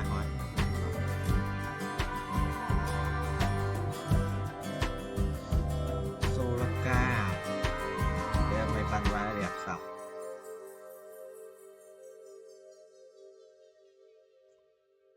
Có cái đồ mà blue xả đéo ấy. Zana sẽ bán đập này chuẩn.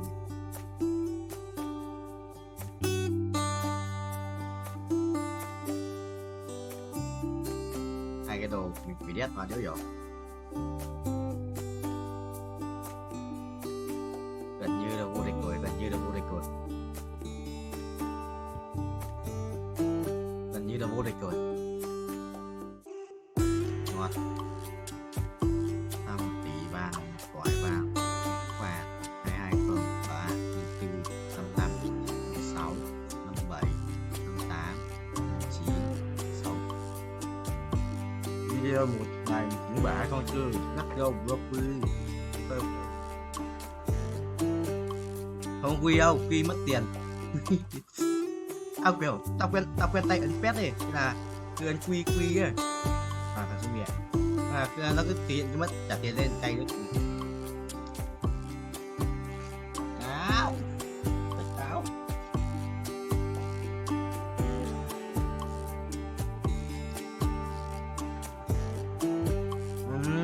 mà trong cái season này nó cho pet tiện thì dùng thôi.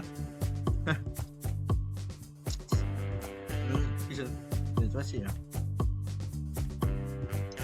Thôi anh lên sang bên đồng cũ. Ôi đi rồi. Nói gì rồi.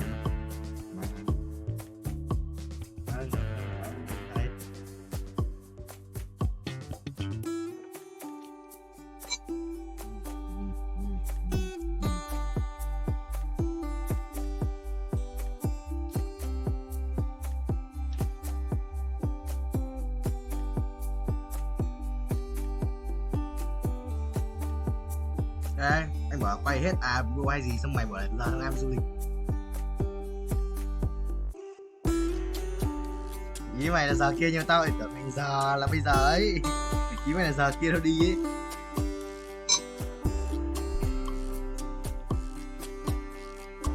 Thôi sáng mai thì sao? Người ơi, chưa cắt mỏng đâu ấy.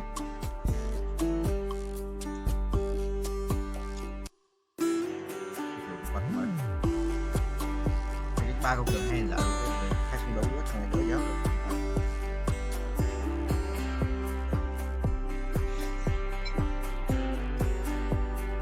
Tụi nó cho như thế nào thì check công tượng hay.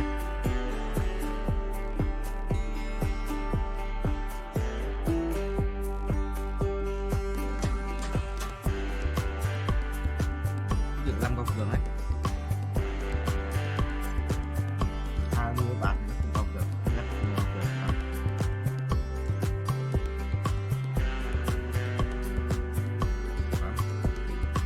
Phạm này phạm một video ấy, phạm một video ấy, phạm ấy thằng phạm ấy, và anh kể cho khôi mà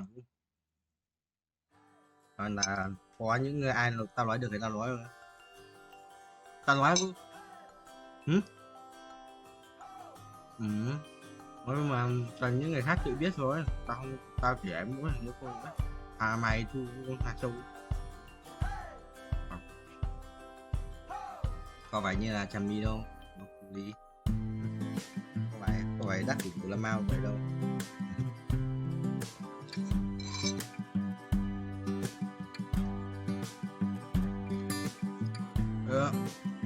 Tam cho đài đừng phải cam nhé tóc con bạc chưa những con bạc cao cường ấy thì không cao cường ghé mất thôi.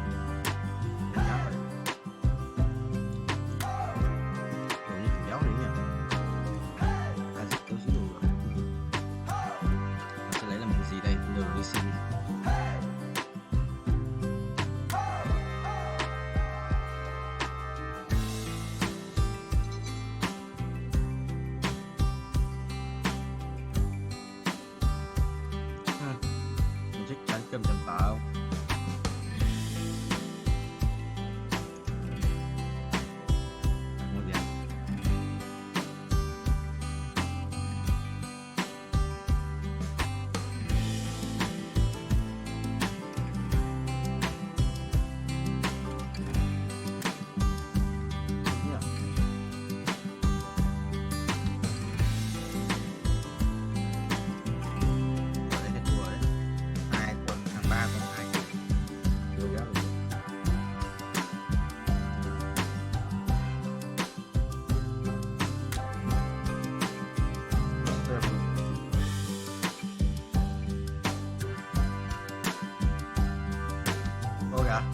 bật mic chồn búa không tắt mic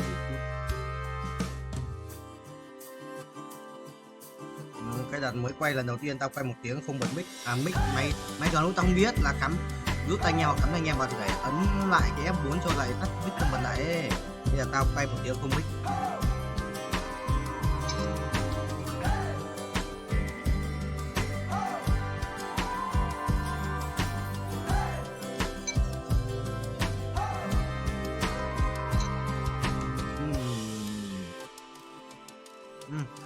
Năm câu vừa này để chắc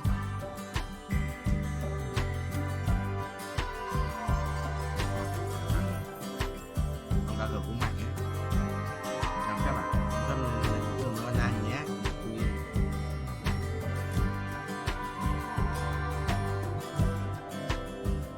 Đúng không? Tôi gọi chị lên nó nhé các bạn.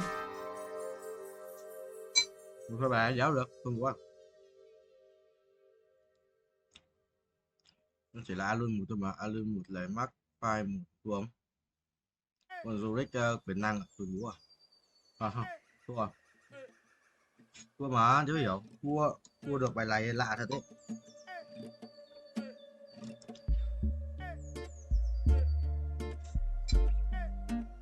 Không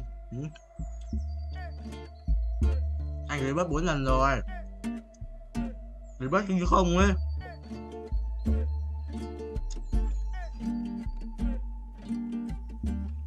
Nó chỉ tăng tiền cắt qua các màn thôi, có đéo được. Rồi. Cộng tỷ lệ farm kim cương nữa, cộng phần trăm kiếm một kim cương với cả và tỷ lệ may mắn nữa. Chả mua kiếm này, mua kiếm này cho xịn. Đây tiền mua kiếm này. Đây tiền mua kiếm. Có mua kiếm mà bu.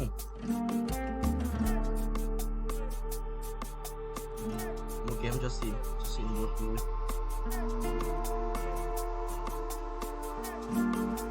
Đéo ở đây. Trinh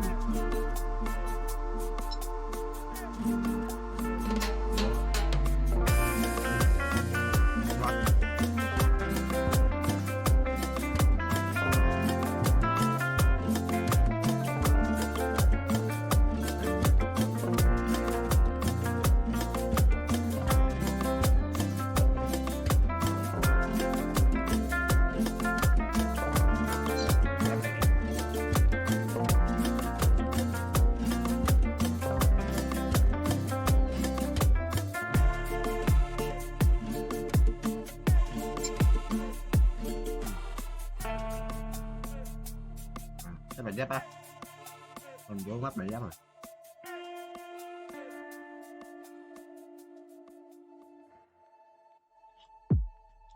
Năm cao cường,